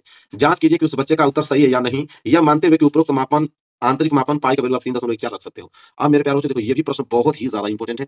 अब बोला है मेरे प्यारे बच्चों की एक गोलाकार कांच के बर्तन की एक बेलन के आकार की गर्दन है, ठीक है। अब देखो गोलाकार कांच के बर्तन की एक बेलन के आकार का गर्दन है, तो किस चित्र बनेगा, ये हो गया गर्दन जो कि बेलन के आकार का है और कांच जो है गोलाकार है, तो हमने इस तरह बना दिया, चित्र से यही बनेगा। इसके बाद बोला है इसमें कि जिसकी लंबाई 8 सेंटीमीटर है, ठीक है, तो ये जो गर्दनिया है इसकी लंबाई 8 सेंटीमीटर है, यहाँ से लेकर यहाँ तक 8 सेंटीमीटर ये गर्दन की लंबाई हो गया। फिर बोला और व्यास 2 सेंटीमीटर, व्यास मतलब यहाँ से लेकर यहाँ तक पूरा व्यास होता है, तो डी बराबर दिया है 2 सेंटीमीटर, व्यास हमको 2 सेंटीमीटर दिया है। और क्या बोला है कि जबकि गोलाकार भाग का व्यास जो है 8.5 सेंटीमीटर, ये गोलाकार है, यहाँ से लेकर यहाँ तक इसका व्यास होगा जो कि 8.5 सेंटीमीटर दिया हुआ है। इसके बाद बोला इसमें पानी भरा जा सकने वाली पानी की मात्रा मापकर एक बच्चे ने यह ज्ञात किया कि इस बर्तन का आयतन 345 वर्ग सेंटीमीटर है। जांच कीजिए कि उस बच्चे का उत्तर सही है या नहीं। चलिए ठीक है, कोई नहीं, अभी जांच कर लेते हैं हम लोग। आप कैसे हल करेंगे, देखो चित्र बन गया, हम लिखेंगे माना गोले की त्रिज्या, यहाँ लिखेंगे कि माना गोले की त्रिज्या, माना गोले की त्रिज्या, तो गोले की त्रिज्या को हम लोग कैपिटल आर मान लेते हैं जो कि दिया है कितना 8.5, ठीक है। तो ये तो व्यास दिया है ना, ये तो व्यास है ना 8.5 में, तो त्रिज्या क्या करना है, तो त्रिज्या जो होती है व्यास की आधी होती है, तो इसको आधा करना पड़ेगा ना, तो आधा करोगे तो आ जाएगा 4.25 सेंटीमीटर, बात खत्म, ठीक है। तो गोले की त्रिज्या हमने ज्ञात कर लिया, ठीक है। इसके बाद क्या ज्ञात करेंगे हम, माना बेलन की त्रिज्या, माना बेलन की त्रिज्या, इसका भी हमें व्यास दिया, इसका भी हम त्रिज्या ज्ञात करेंगे, तो माना बेलन की त्रिज्या, दोनों का तो व्यास ही दिया था ना, तो माना बेलन की त्रिज्या को स्मॉल आर, ठीक है। अब स्मॉल आर व्यास इसका कितना है 2, त्रिज्या आधा करेंगे तो 2/2 हो जाएगा, त्रिज्या इसका आ गया 1 सेंटीमीटर, यहाँ तक क्लियर है। अब मेरे प्यारे कुल आयतन पूछा है, कुल पहले हम आयतन निकालेंगे कि पूरा आयतन कितना है, तो कुल आयतन कैसे होगा, एक तो यहाँ पे गोले का आयतन और प्लस इस बेलन का आयतन, तभी तो पूरा आयतन निकलेगा। तो कुल आयतन कैसे निकलेगा, गोले का आयतन, गोले का आयतन और धन यहाँ पे बेलन का आयतन, बेलन का आयतन, तब तो जाके टोटल पूरा आयतन निकलेगा। तो यहाँ पे गोले का आयतन प्लस बेलन के आयतन। अब मेरे प्यारे गोले का आयतन जो होता है वो कितना होता है 4/3 पाई आर क्यूब और बेलन का आयतन पाई आर स्क्वायर एच, यही तो होता है। अब मेरे प्यारे क्या करेंगे, पाई दोनों में पाई को कॉमन ले लो, पाई जब कॉमन ले लो तो कोष्टक में बच जाएगा आपका 4/3 आर क्यूब और धन आर स्क्वायर एच बच जाएगा। अब पाई के वैल्यू हमको बोला था कि 3.14 ले सकते हो, तो पाई के वैल्यू हमने 3.14 ले लिया, कोष्टक में हो जाएगा आपका 4/3 और आर जो वैल्यू हमारा दिया था वो आर वैल्यू किसका है 4.25, क्योंकि गोले की त्रिज्या है, तो 4.25 दिन का क्यूब हो जाएगा आप प्लस स्मॉल आर जो था हमने बेलन की त्रिज्या माना था, तो कि 1 आया था, तो 1 का स्क्वायर गुणे एच कितना था मेरे प्यारे 8 था, तो एच को हमने 8 मान लिया। अब इसको हल करोगे तो आ जाएगा 3.14, ठीक है। अब जब मेरे प्यारे इतना पोर्शन जो आप हल करोगे तो ये आ जाएगा 110.35, ठीक है। जब मल्टीप्लाई करोगे इसका तो आ जाएगा 346.51 सेंटीमीटर क्यूब, क्योंकि आप आयतन निकाल रहे हो। अब मेरे प्यारे बच्चों ये हो गया आंसर। अब तब जाके आपको 6 नंबर मिलेगा। समझ आया? अब मेरे प्यारे बच्चों आप बताओ 6 प्रश्न हमने 6-6 नंबर का कराया। 1 घंटे से पार वीडियो बन गया। अगर ये इस वीडियो को आपने पूरा इस क्वेश्चन को तैयार कर लिया, दीर्घ उत्तर में एक प्रश्न छोड़ के नहीं आओगे, बता दे रहा हूँ। सारे के सारे प्रश्न करके चले आओगे। तो मेरे प्यारे बच्चों वीडियो को लाइक कर देना, चैनल पे नहीं तो चैनल को जरूर सब्सक्राइब कर लेना और मिलेंगे एक प्यारे से नेक्स्ट वीडियो में। तब तक के लिए धन्यवाद।